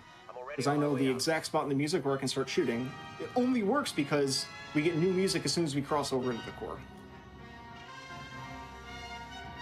See, Damon's an audio cue kind of guy. I'm a visual cue kind of guy.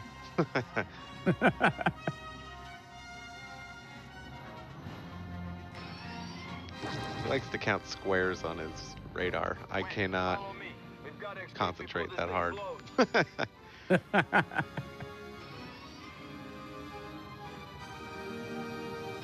Yeah, so now he's doing the escape. Leave the Falcon behind. And just getting S-foils closed the whole way through if you time it right. Otherwise, it's real easy to just open them up to break enough to make those corners and then close them again. Yeah, you don't even have to wait for them to get all the way open. They only need to be open during the start of your turn, and then you can close them. That's why you're only hearing the sound one time. It's the fastest way to get through. It's really, really nice.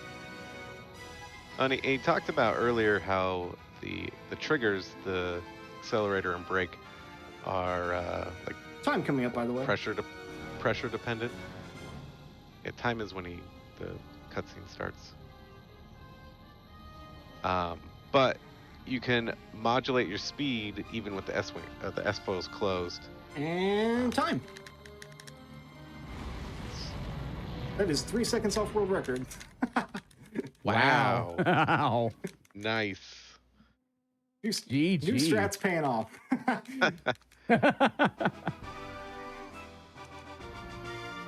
Living up to the hype. Yeah. Awesome. Wow. What a good run. What a great game. I love this game. It's my favorite speed run. It's a really been a great pleasure to come show it off for you guys. I hope you had as much fun as I did. It was super fun for me. If anyone in chat watched the run, like, oh, I want to jump in on this. You know, I want to speedrun this. Where could they go? We have a speedrun.com page, speedrun.com/rogue2. I wrote a guide for this game. We also have a Discord where you can stop in and ask questions on any of the Rogue Squadron games. We're fairly active in there, and we can point you in the right directions. It's a really fun game. It's one of my favorites because it's fun to practice. And I know that that's often a thing with a lot of new speed games, is that sometimes it's just annoying to kind of get going, but we have save files, we have, and it's broken down to levels, and we're always willing to help you out. Yeah, one good thing about all three of these games is they're really good if you're into ILs and just doing individual missions. Absolutely. If you just want to grind out a mission and get the best possible time, we have leaderboards for that. We have full game leaderboards. Yep. Pretty much anything and everything think of for we these just games. we just love the games and want to go fast. And if anyone was interested in following any of y'all, I am on Twitter and Twitch at Dayman with 3 capital A's at the end. Always sunny. And then BMAC. Yeah, I'm on Twitch, BMAC_attack_64. All right. Any other shout outs? Anything else you'd like to say? No, thanks for having us. This has been a blast. Oh, yeah, Absolutely. totally. Yeah. Just a couple quick announcements real fast. Information on all of our hotfix shows will be available at gamesunquick.com/hotfix. From there, you can find out more information about submitting your runs to any of our weekly shows. And don't forget that tomorrow is going to be the first step starting at 7 p.m. Eastern. We're not done tonight, though, because we're going to take a small little break and we're going to get things set up for speedruns from the Crypt Spoopy games coming up in just a little bit. Thank you all so much, and we'll be right back.